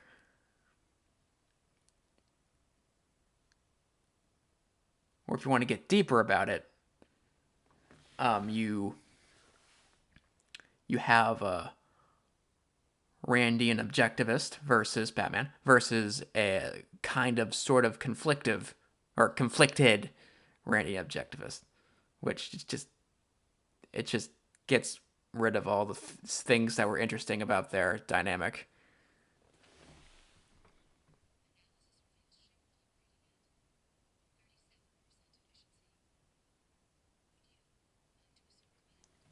Now, so if you thought that Lex Luthor's plan was to get Batman and Superman to fight, now we're changing our mind. No, we're making a monster to kill them both because he just felt like it was necessary today. Ooh, what's up, bruh? Do you CrossFit, bruh?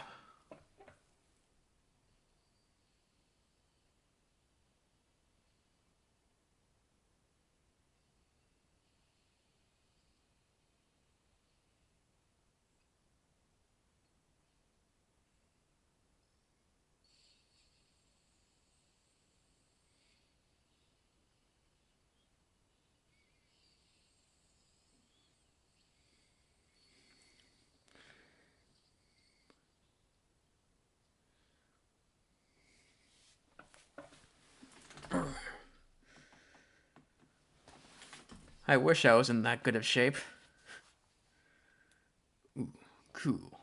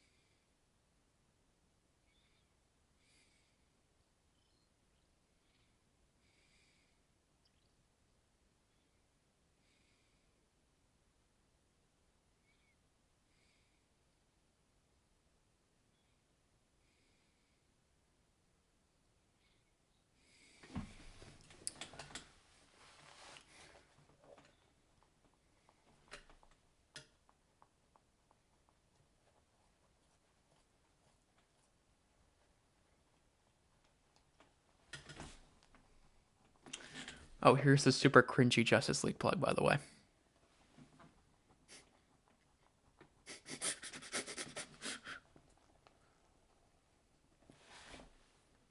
watch Wonder Woman in a year.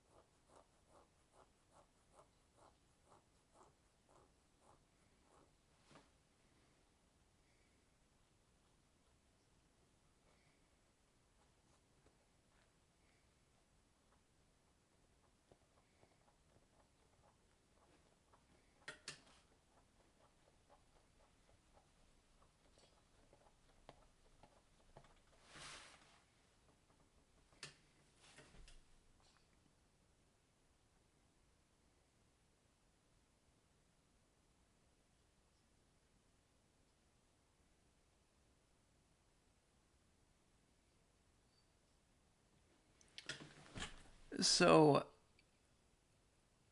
I might be weird in thinking this, but I think that they should have gone for Bizarro or something because why would Luthor's blood plus General Zod make Doomsday? That just makes no sense in the context of our fiction here. That's just me.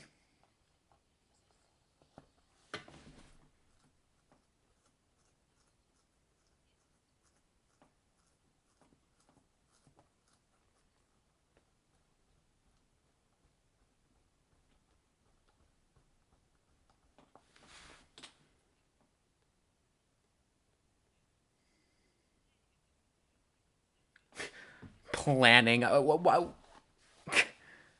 That's so dumb. Sorry. Why would he use a bomb?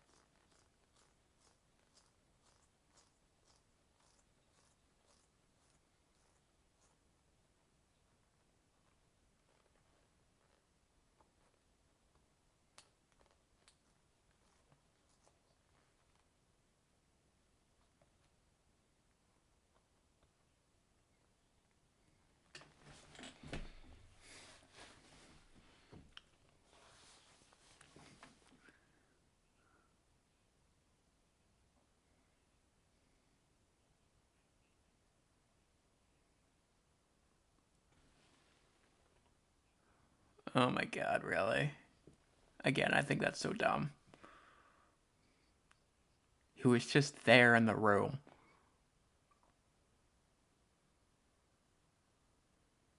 Why would he use a bomb? He's Superman. He doesn't need a fucking bomb. If he wanted to kill you, he'd just kill you.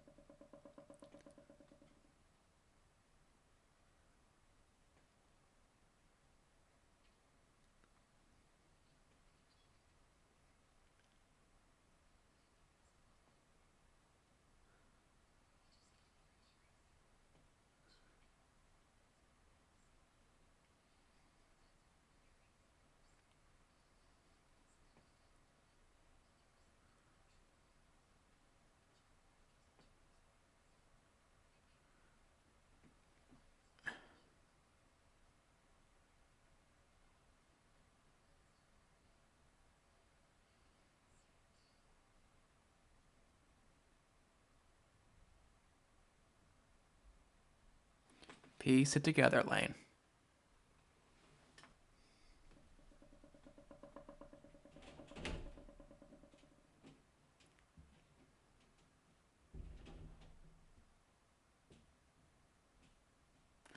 Another kind of isolated scene that I actually really like.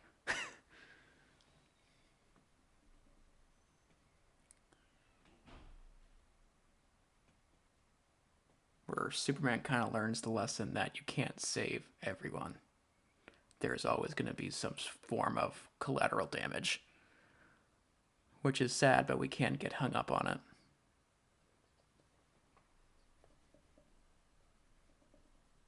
So you save who you can.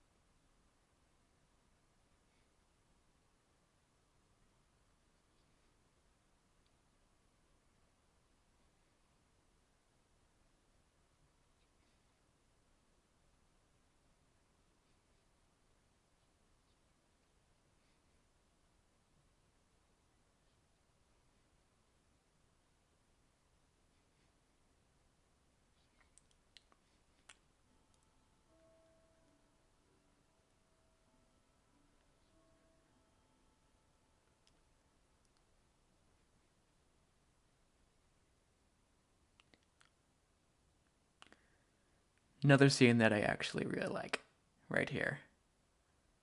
They were hunters.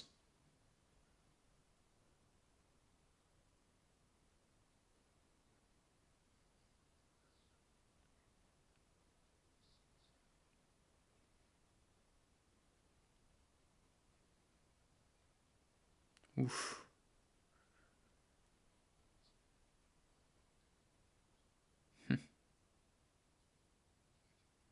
He's dwarfed.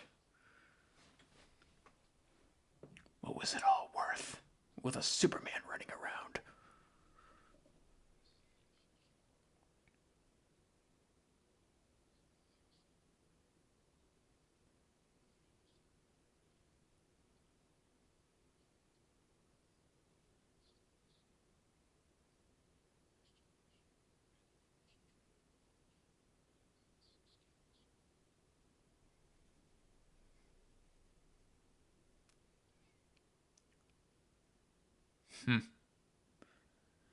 That's a big game you're going after right there, Bruce.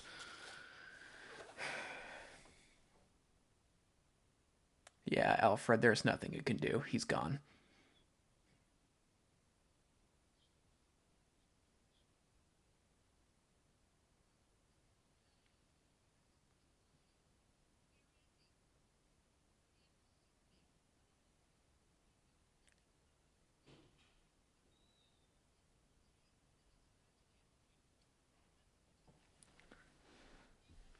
Ten fingers, see? I'm not...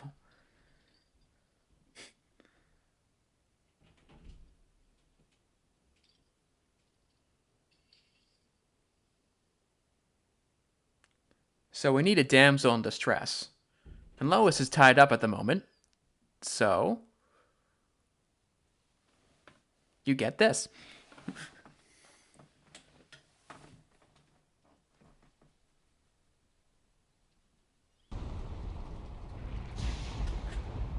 Reference The Dark Knight Returns. The famous mech suit, if you want to call it that. And the glowy eyes. Dun, dun, dun, dun, dun. This is important.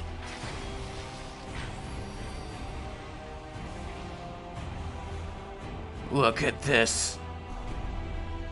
There is nothing that will happen that is more important than this right here, right now. Batman challenging Superman. The light is lit. The challenge has been set.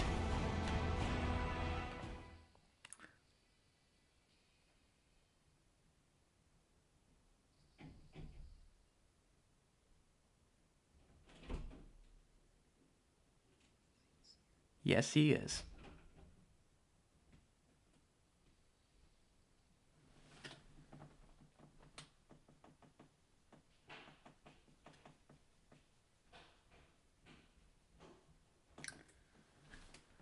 It's near the end of the movie, of a Superman movie. KGB's right there. Lois Lane alone in a building at night. You do the math.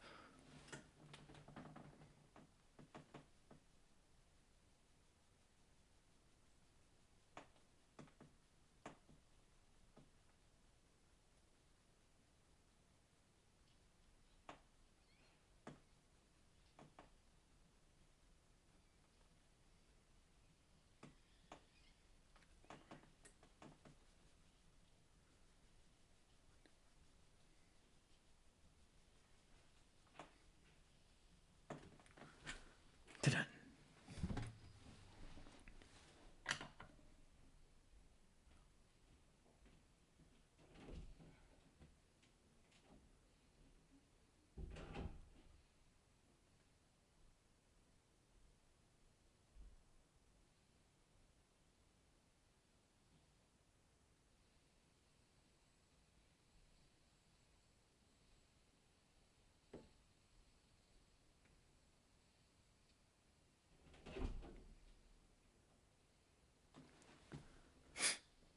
The music is just so self-important. It's kind of a punchline.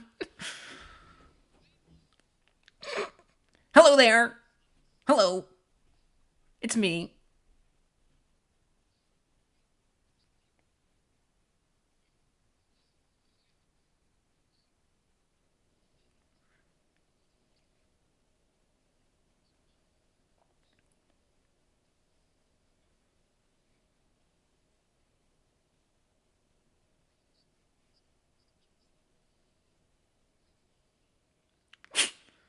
Wow, you're so smart, Lois. You figured out that Lex Luthor is a bad guy. Congratulations.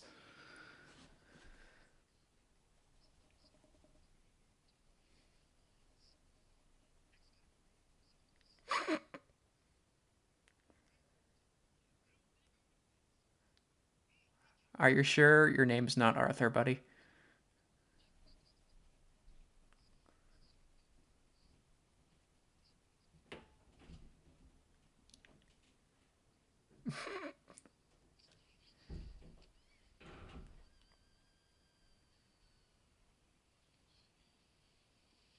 Hello. Oh my god.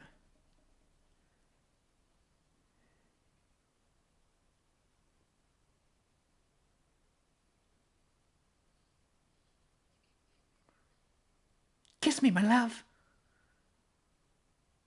I mean, yeah, Henry Cavill's there. You're gonna fucking make out with him, yeah.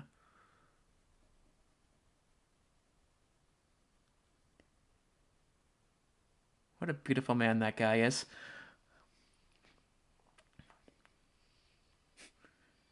Boy, do we have problems up here.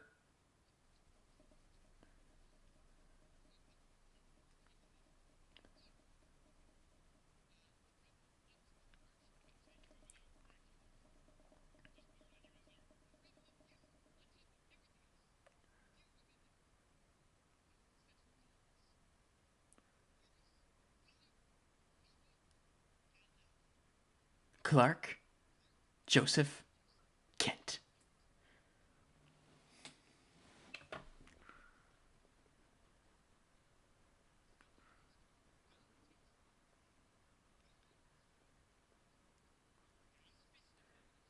Okay, so you had daddy issues.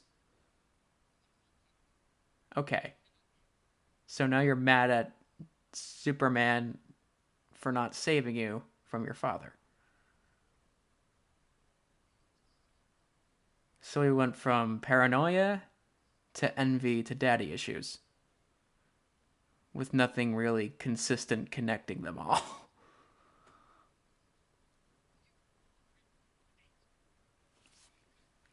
What I'm trying to say is that Lex's motivations are muddled.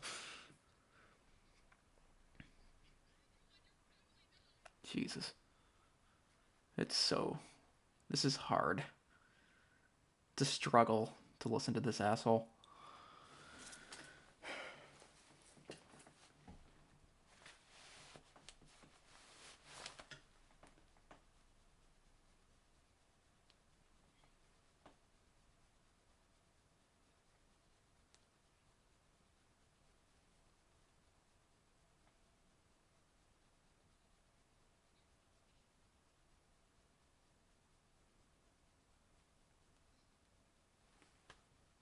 No. Martha. Exactly. Remember that name.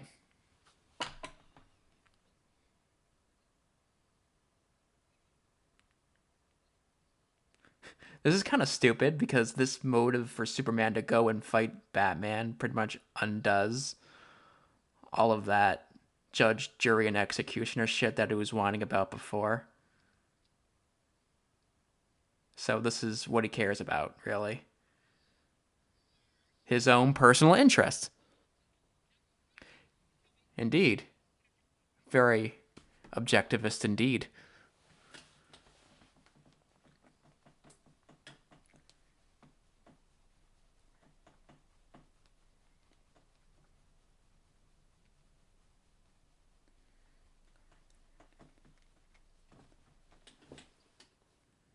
Oh, yes.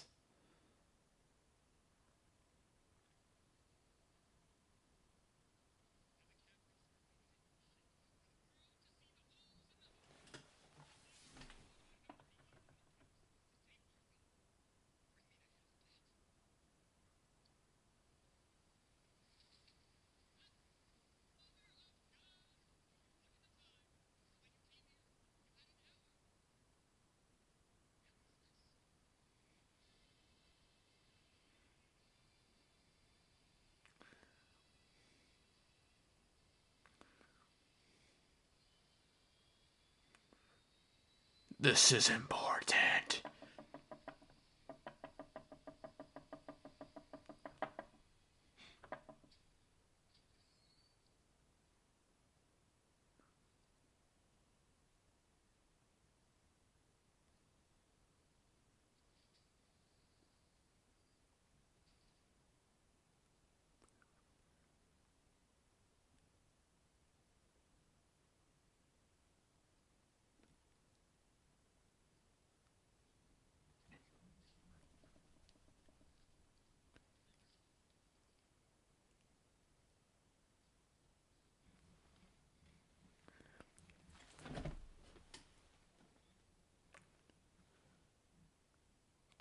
Tick tock, tick tock. Oh, here we go. You think? With the lightning and everything? Yeah, man.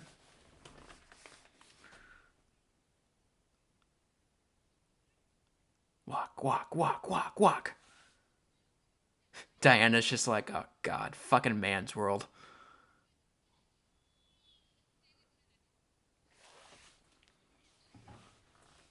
He shows up again.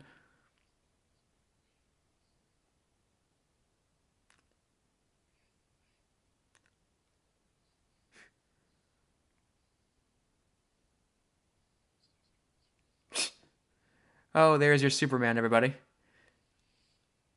Superman, everybody.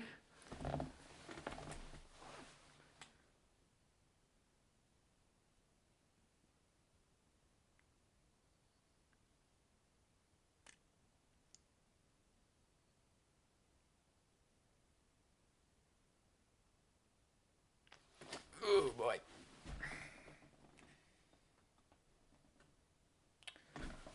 We interrupt this movie to bring you commercials for the next 5 million movies that Warner Brothers is going to force down your throat.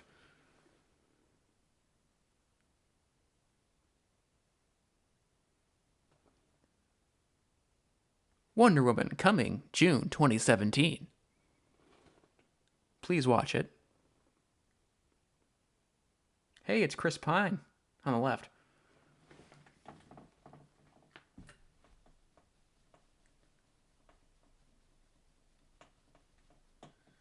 Oh my god.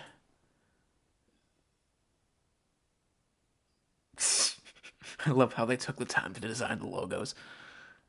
What? What? Oh my god.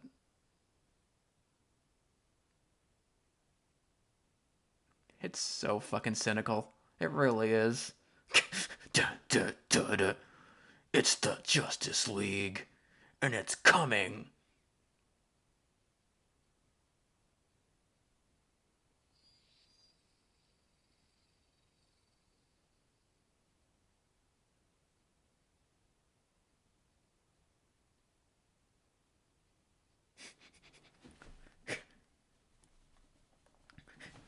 There is literally no thought being put into this. It's just have them go in front of the camera, wave, and then go.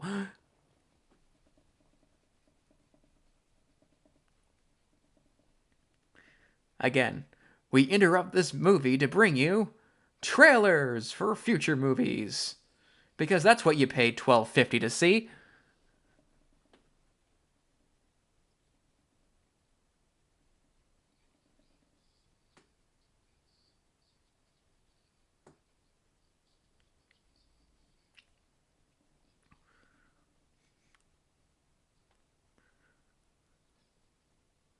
Wah, wah, wah.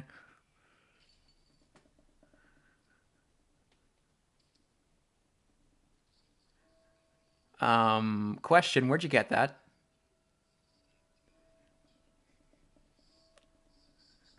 Diana's like, where the fuck did that asshole get a mother box from?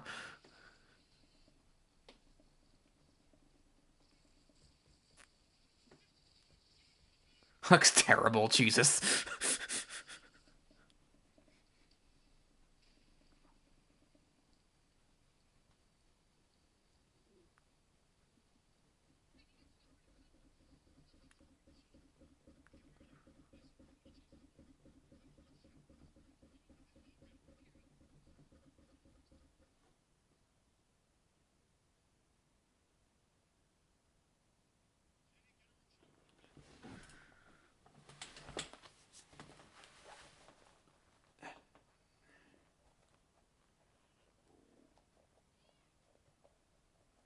Can we just fucking fight already? Thank you, God. The 2 hour mark. To sit through 2 hours of nonsense to get to what I paid for.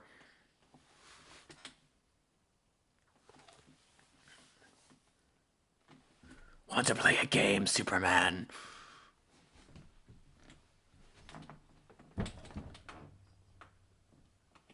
He ain't gonna listen to you. He's Batman. He's a dick.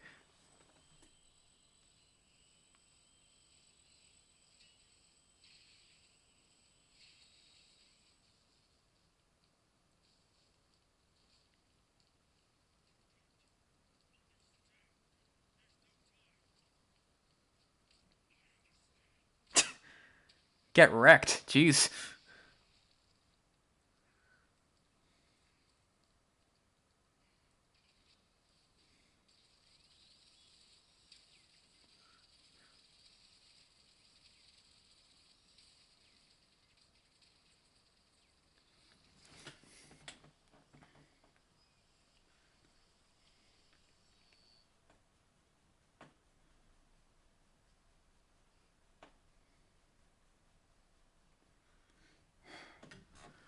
I'm angry. You wouldn't like me when I'm angry.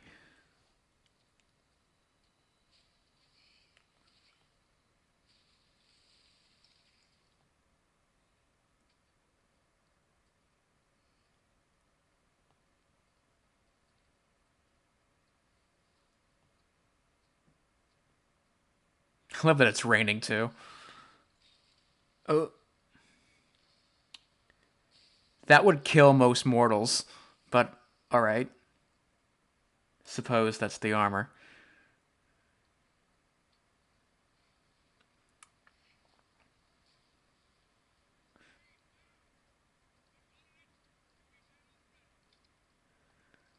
Well, guess what, bitch? You're gonna be dead.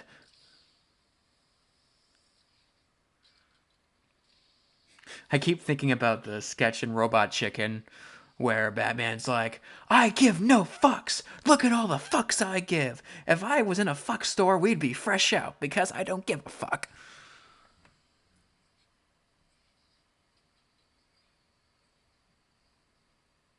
Oh, oh. Kryptonite, of course.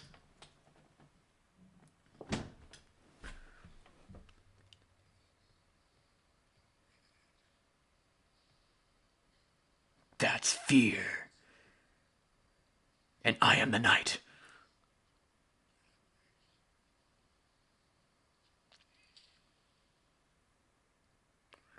Big dick energy from Bruce over here. Mine is bigger than yours, Clark. And you know it.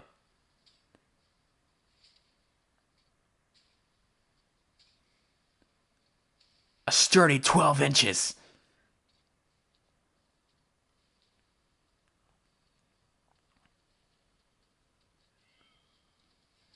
That sounded like a big bowel movement grunt right there.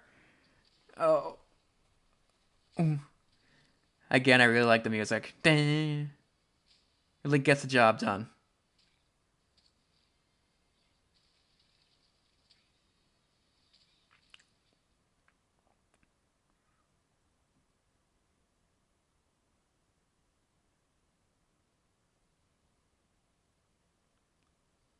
But I feel like it's most of it anyway. In certain places, I should say, is like 90% ambience or just white noise and then 10% actual music. But that 10% is really good. So I guess I'm excusing it. Oh, get fucked.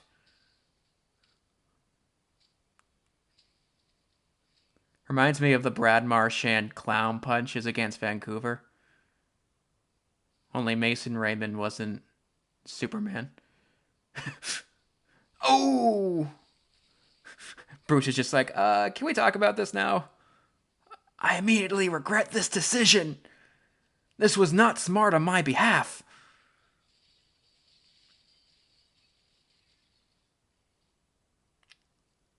Oh.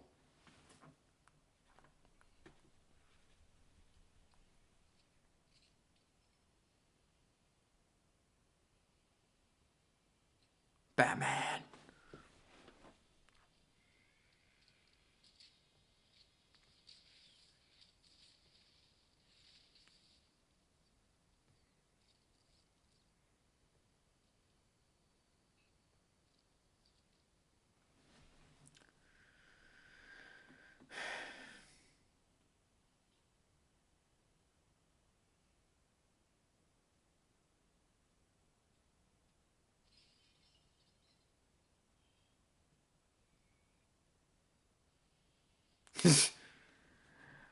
Can we just calm down with the choir, please?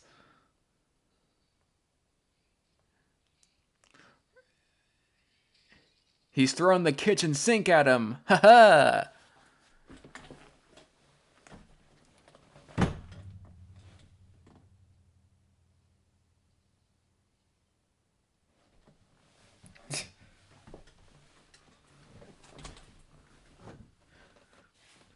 Who watches The Watchmen?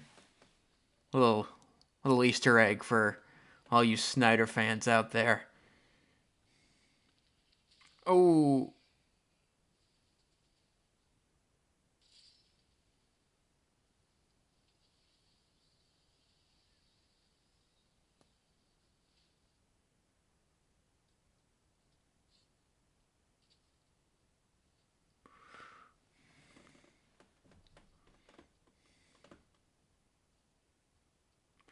imagine being like a 6 or 7 year old kid watching this movie and just being scarred for the rest of your life. It means something.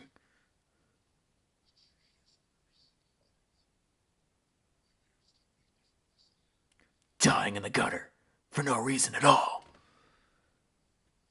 Another reference, everybody.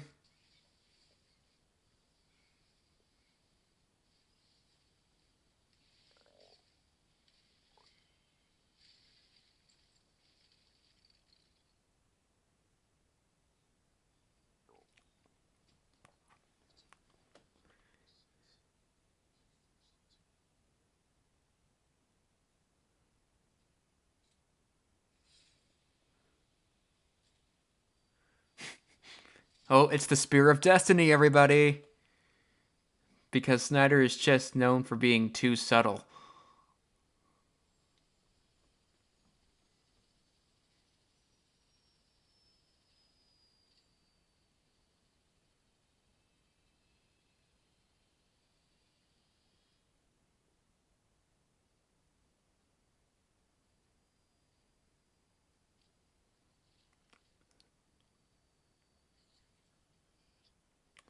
You were never even a man.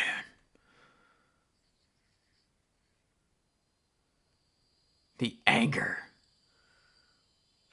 If I was like 16, I probably would have loved this. Remember from the beginning, everybody? Martha. What does that mean? The line heard around the world.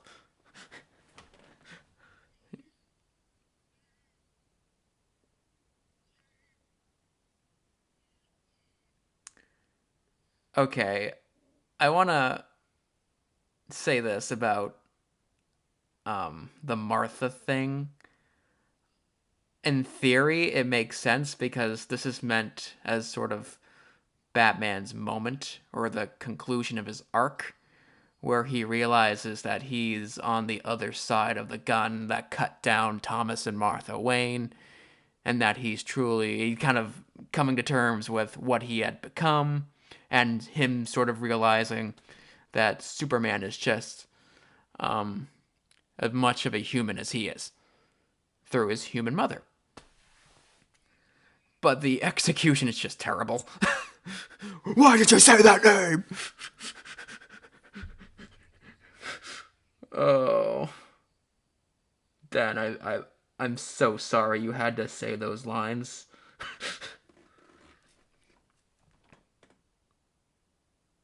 Cool, okay. I was gonna kill you, but you know what? I have a mom too.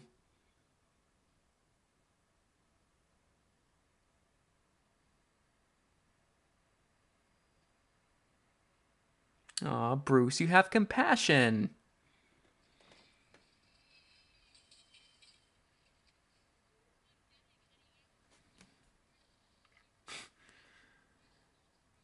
There is still 45 minutes left in this movie. Holy shit. My god.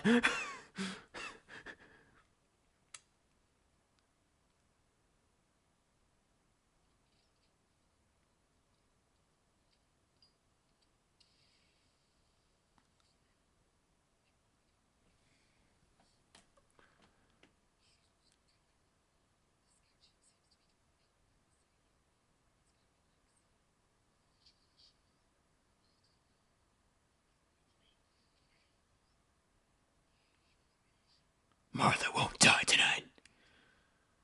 I could save at least one Martha in my life.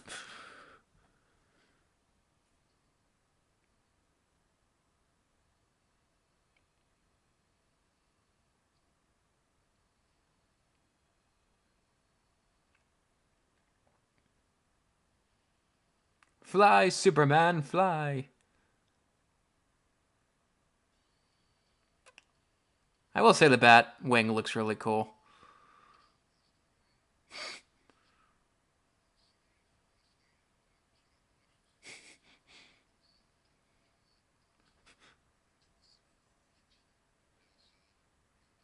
That's great. I love that. He really doesn't deserve Alfred, though.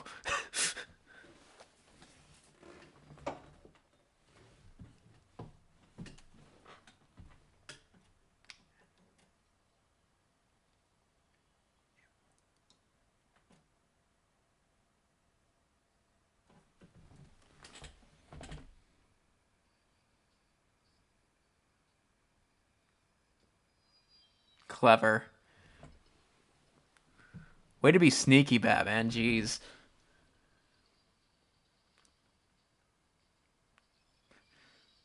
So I love the sequence. I think it's a really badass action sequence.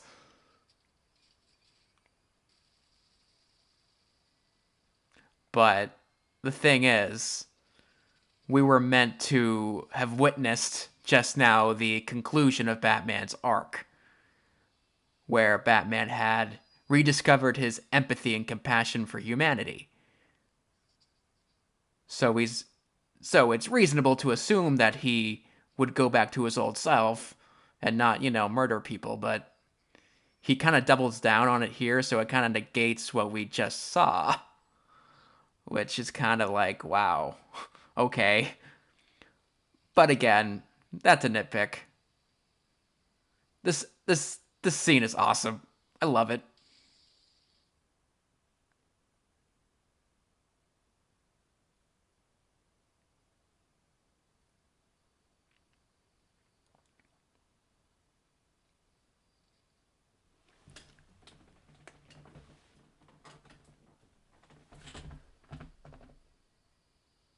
Think he's coming through the door? Wrong, bitch! Through the ground. From hell into the heavens. One might say, like a bat out of hell. Oh!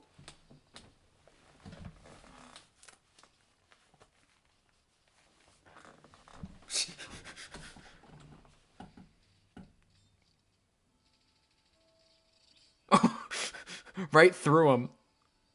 Boom! Bitch. Okay, that guy's pretty dead. He would have bled out. Okay, they're totally dead.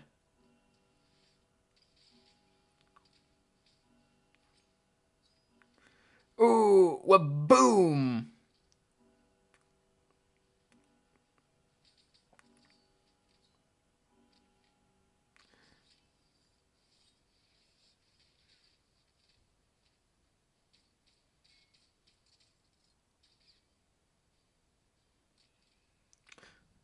This is so awesome.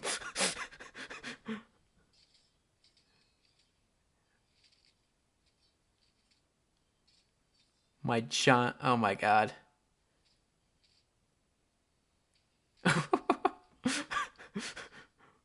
Oh, okay, Batman. Seriously. My fanboy boner is huge right now.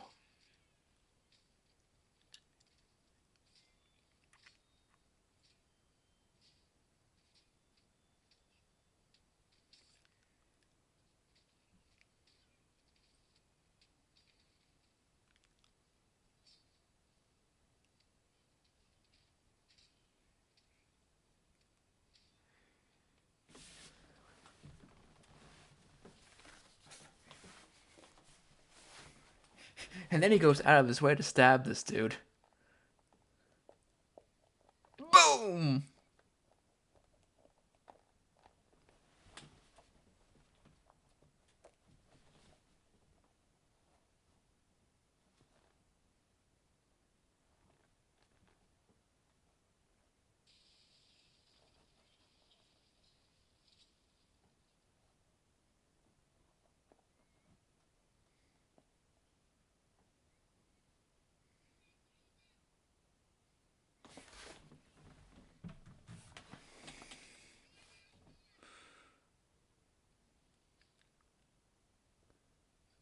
Reference.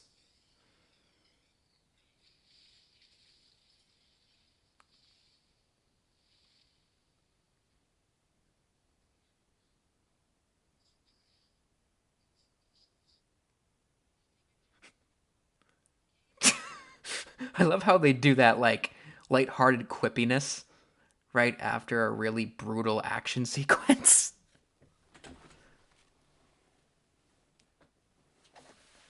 I mean, like, I feel bad for the poor bastard who edited this.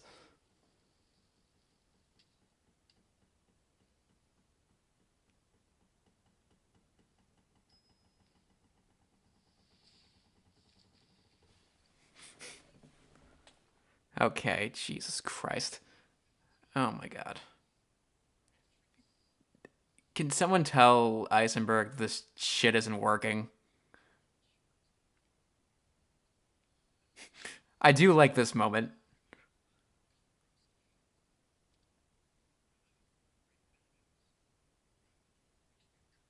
His face just like, oh shit.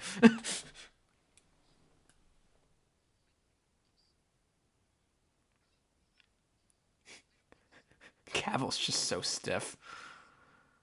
Which I don't entirely blame him for. He was given shite to work with. But, yeah. It's Doomsday, everybody!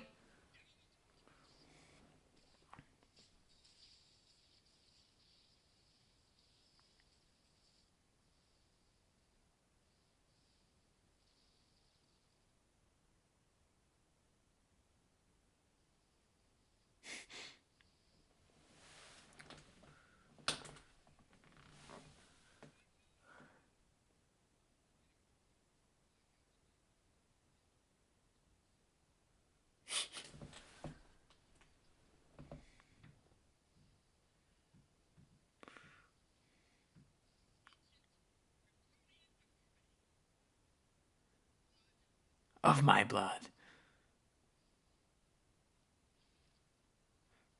Oh my god. Here comes the cave troll, everybody. Your doomsday. How clever. Oh my god.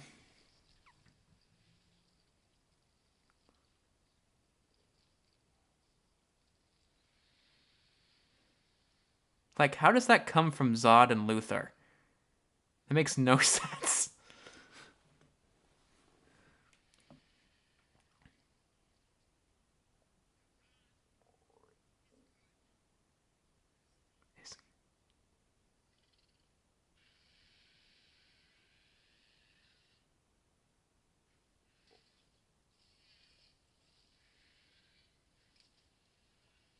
Saves Lex, because, you know.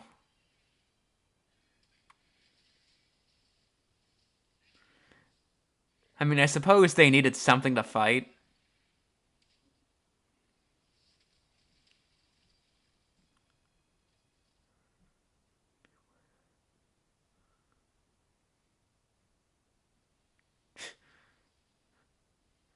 Me when I came out of my mother's womb. Uh,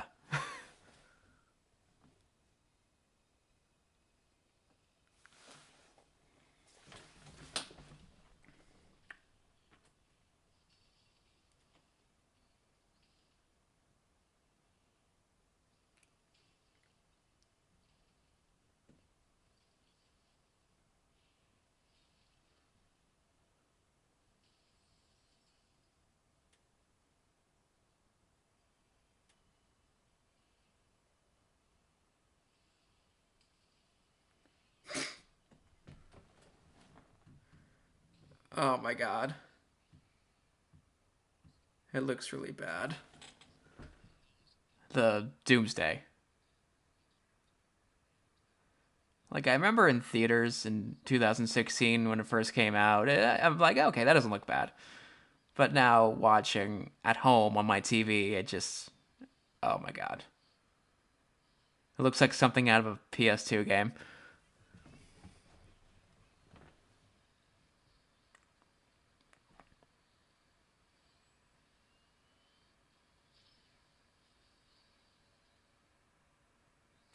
Turkish Airlines, everybody.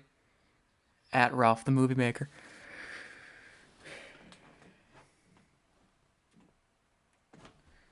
Remember, when you're booking your next flight, make sure it's Turkish Airlines, the official airlines of Batman and Superman and Wonder Woman. Oh my god.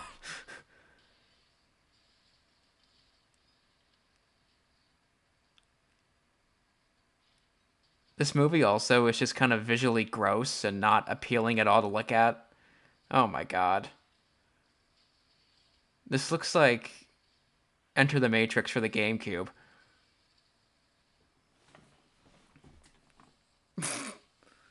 Oh my god.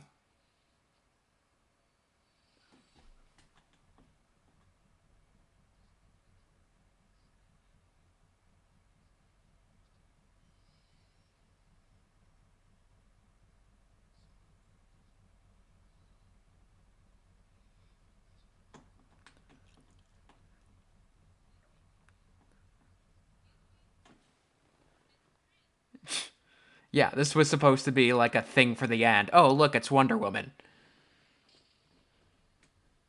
Oh,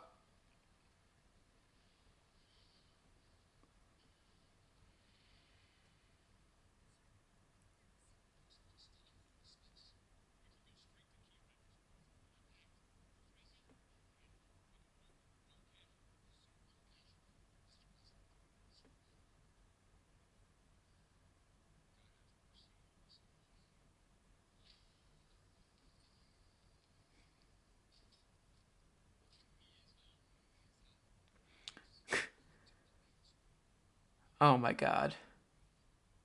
Asshole. Nuke Superman.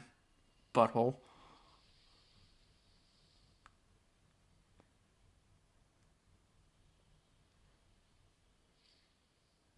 Imagine being Superman. Thank you for nuking me. You're welcome for, saving your ass.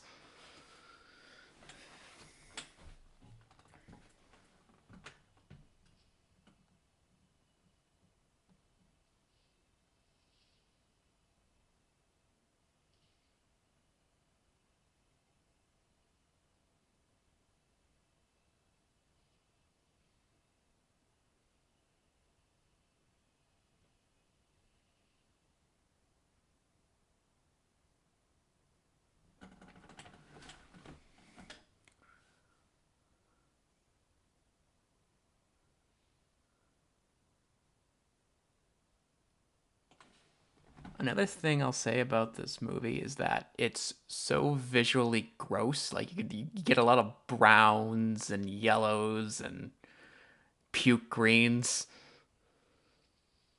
It's just not pleasant to look at.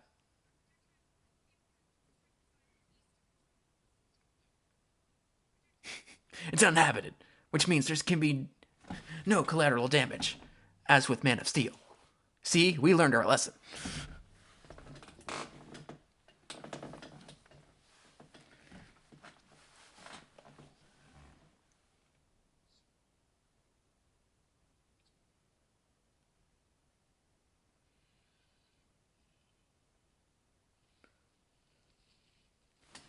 It's evolving into the spiky cave troll because I refuse to accept that this piece of shit is Doomsday. Since when? That's so dumb. Dude, Doomsday can't shoot lasers. That's so stupid.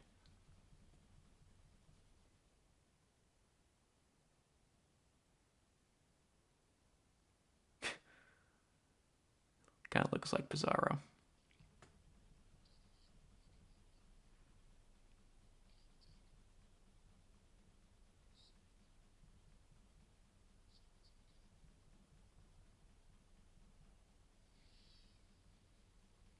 Well, Batman's gonna try.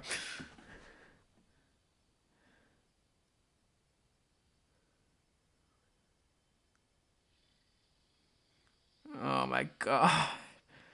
Doomsday can't shoot lasers, okay? Like, come on. It's really dumb.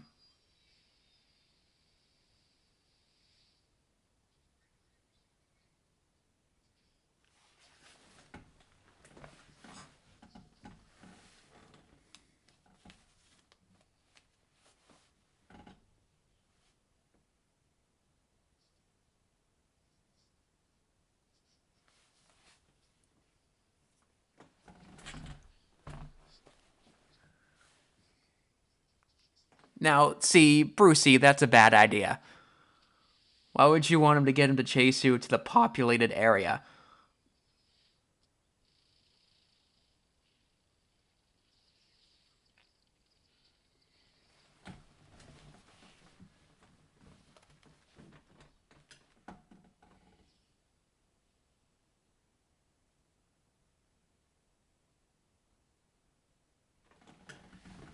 Alright. Heal from Earth's yellow sun. There you go. Come on. Come on. You can do it. Ready for action! Oh my god. So Doomsday can fly now, too?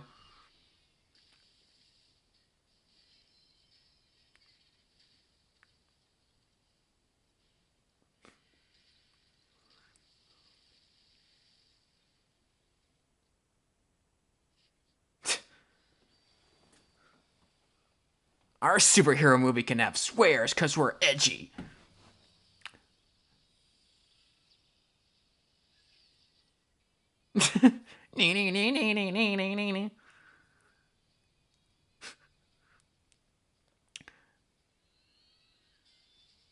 it's so ridiculous to have her theme song be an electric cello, but here we are.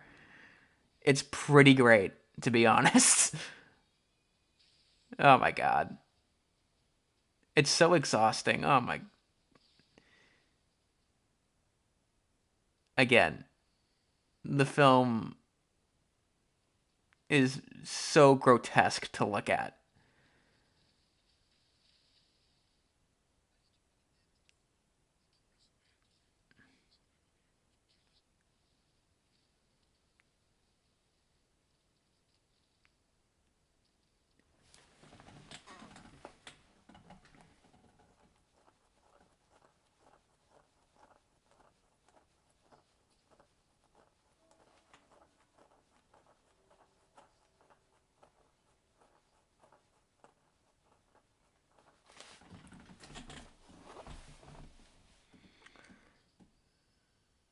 This looks so bad.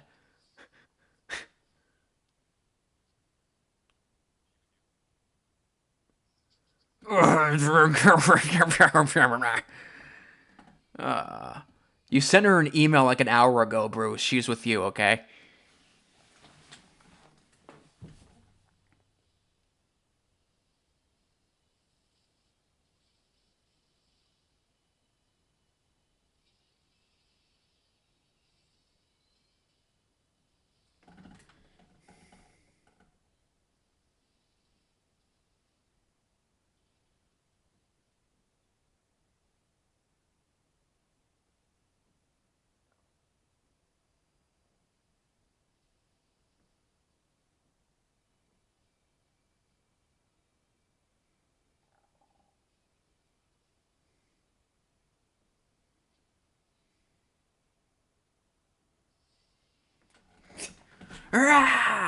Okay, that's pretty cool. But, oh my god. It just looks so gross. Like, it's just a bunch of browns and oranges, yellows, just not visually. This is supposed to be spectacle, and it's quite the opposite of spectacle. Like, you don't want to look at it. Oh my god.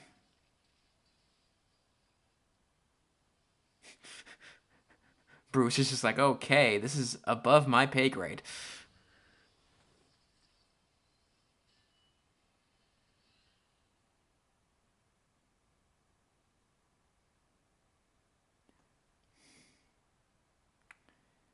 Good job, smart one.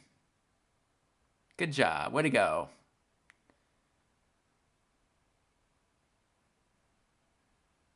When I first saw this, as soon as she threw the spear in the water, it was, oh my god, it's gonna come into play again, and it's gonna be bad.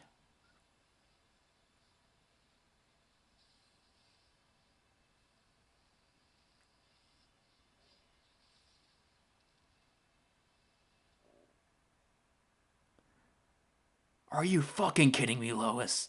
I leave you alone for 10 minutes.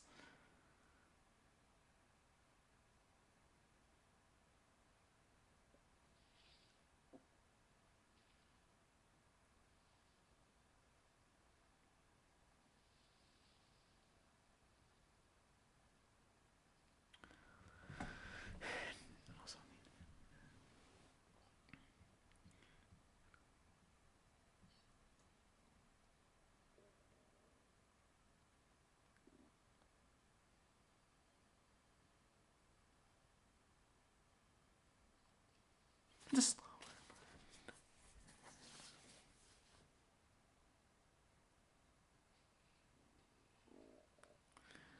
Oh, fucking gotta get out of here. Oh! Dark Knight Returns reference.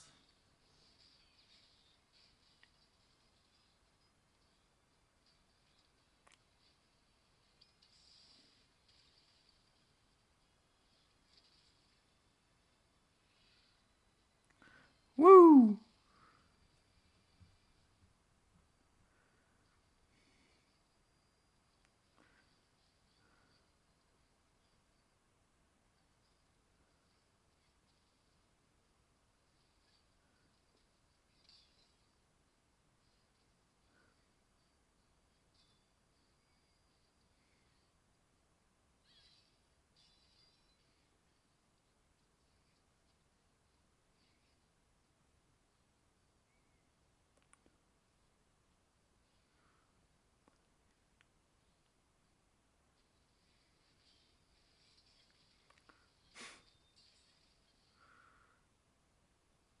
Isn't this fun, Diana?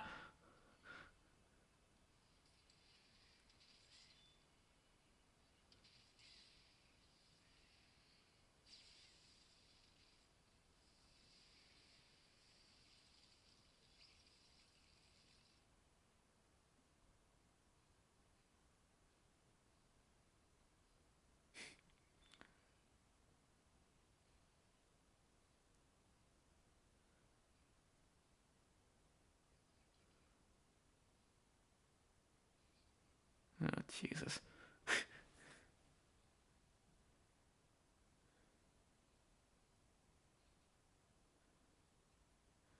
Because you're the only human I care about. So, technically speaking, even though this is supposed to be him choosing humanity, he really only chooses Lois, which would lead you to believe that he has chosen to be objectivist because he chose his own selfish interests instead of instead of the needs of others. Or at least that's how I'm reading it.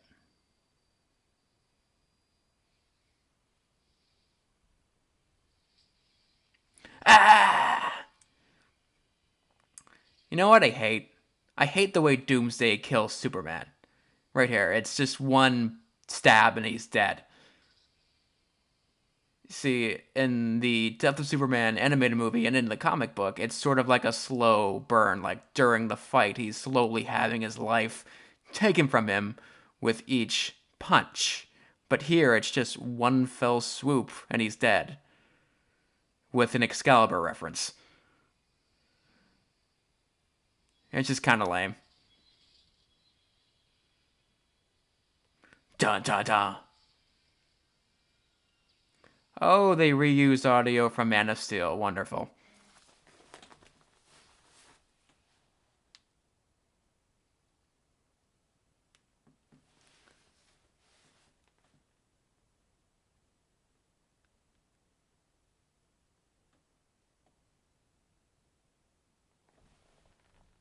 The Jesus allegory is now complete.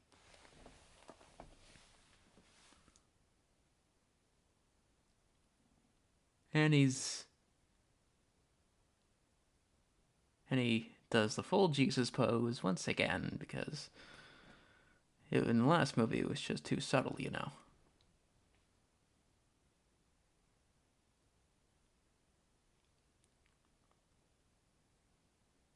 It's okay, Mary, I mean Lois. Man, they're really trying here. I feel bad. Here come the apostles to take Jesus off the cross. Yeah, you see the little cross in the background. How subtle.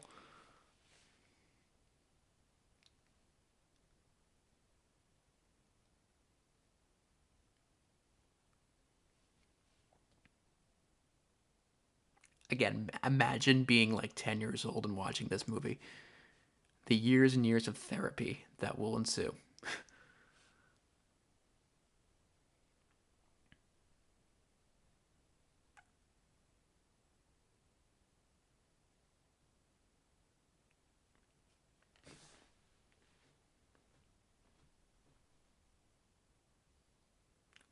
How dare you make Amy Adams cry? No.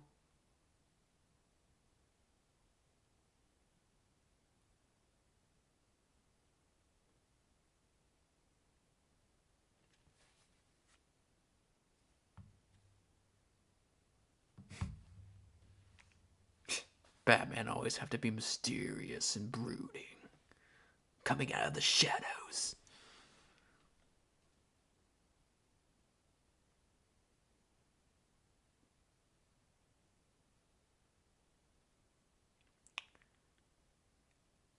You know what? To the studio executives, in pitching a Justice League movie, this is probably a really strong pitch. Doomsday kills Superman, so the Justice League has to come together to compensate for the next threat. So I'd understand why Warner Brothers greenlit this in theory. or sort of signed off on using the death of Superman in this movie.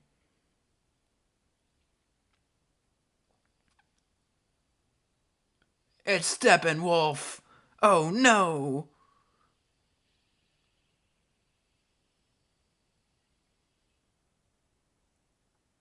Again, this movie is a splat of randomness. Oh boy. Come on, movie, wrap yourself up. You're done. Okay. About 15 minutes left. We did it, guys. We're almost there.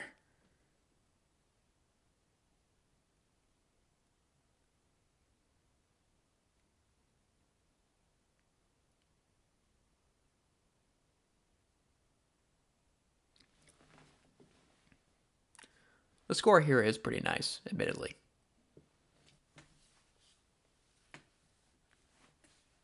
Do.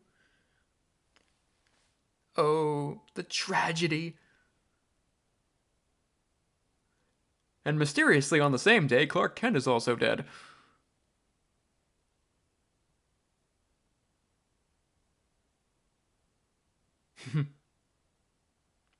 Where were you when Superman died? Really, the way the world was presented in this movie, they should be breathing a collective sigh of relief because they were all terrified of him.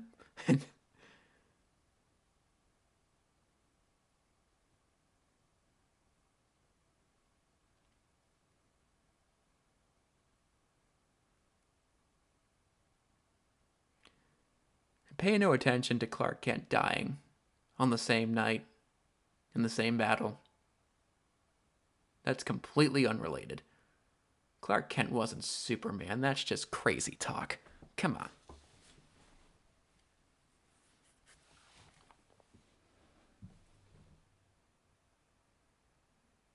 Oh, the people from Man of Steel. There's the Reverend. There's the IHOP guy.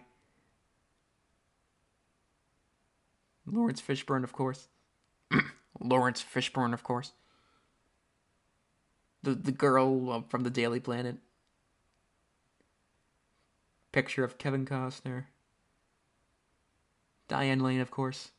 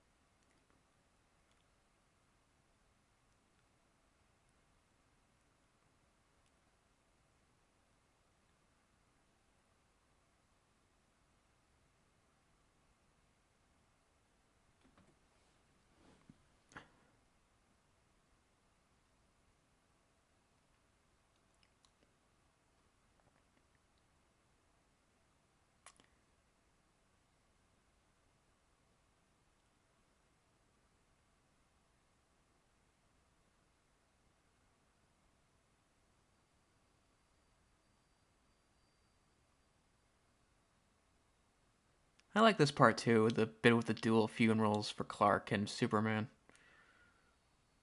The Kansas funeral versus the American hero funeral.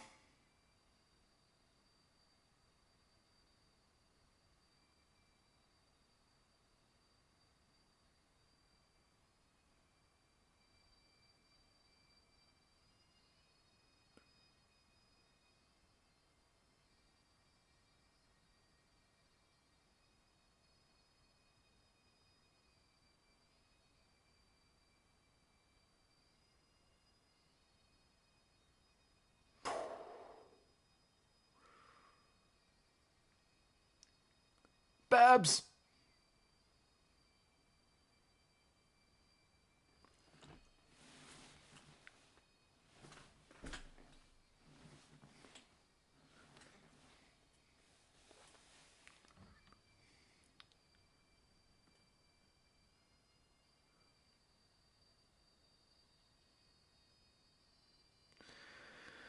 Some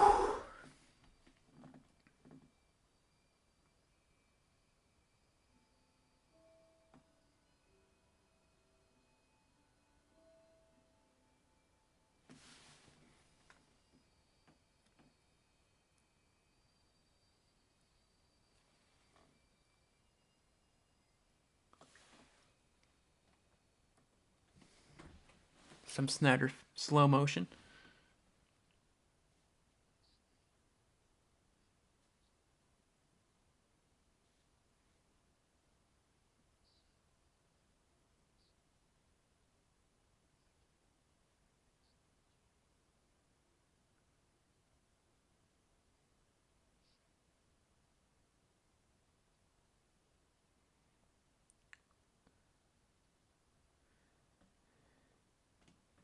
Yeah, he's totally alive.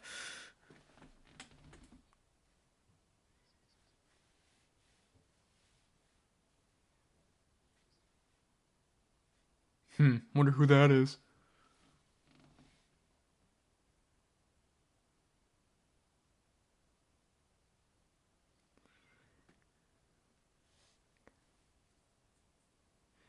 This movie does assume that you know a lot about these characters independent of this movie.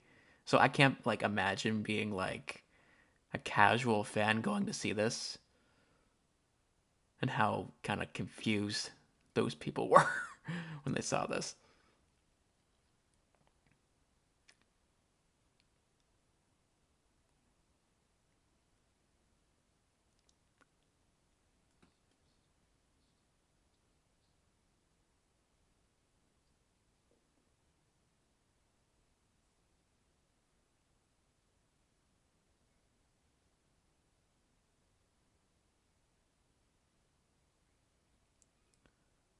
Just stay on the wagon, Ben. Stay on the wagon.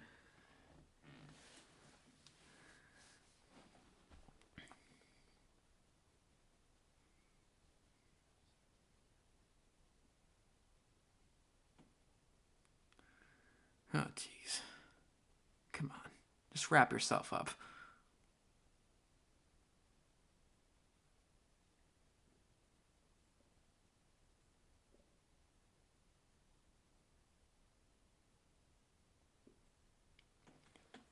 Oh, boo hoo, you lost your boyfriend. Get over it, Diana.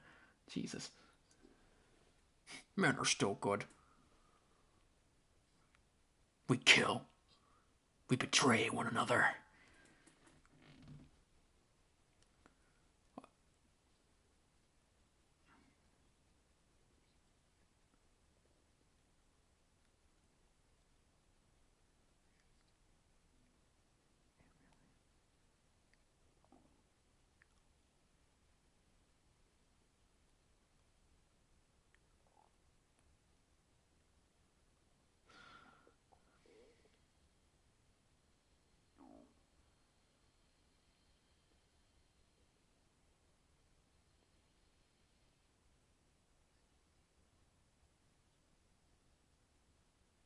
Just a feeling.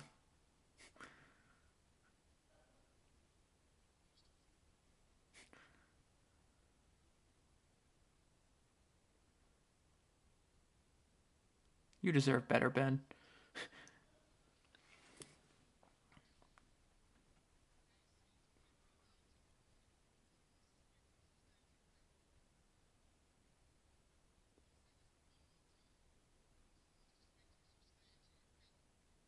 This seems kind of cool. Batman has connections.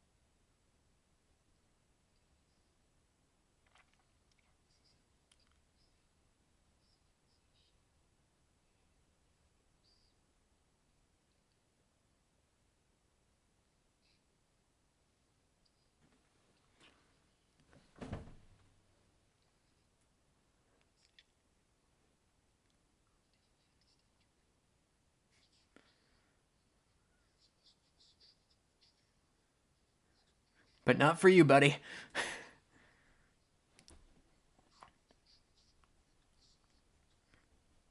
What? Oh, shit. The look on Lex's face when he realizes going to Arkham was priceless. Oh, God.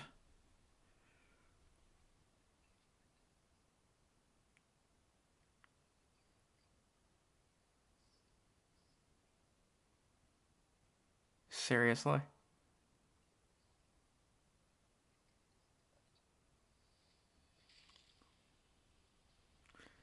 Hey, he learned a lesson. Branding people is wrong. No matter who they are.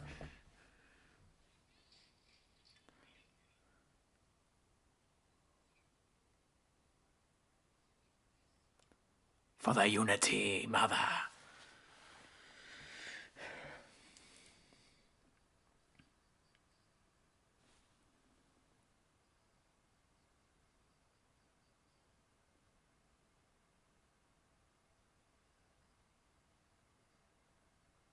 Dun. Duh.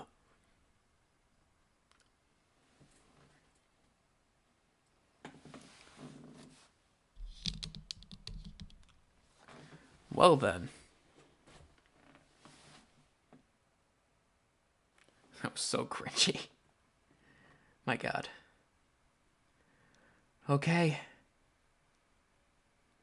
Few seconds left. We made it, guys. We made it.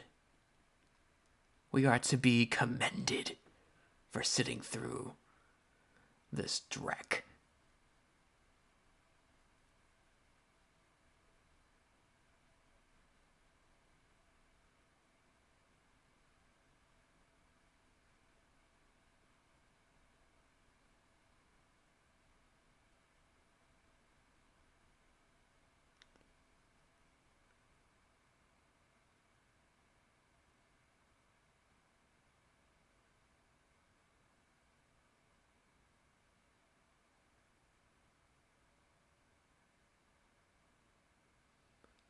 The dirt moved! He's alive! Surprising no one ever. Well, that was certainly a thing that exists. Well, in any event, thanks for listening and watching and doing all that fun stuff. I hope this was as fun for you as it was for me. Yada, yada, yada. Again, hope you all stay healthy and safe. See ya.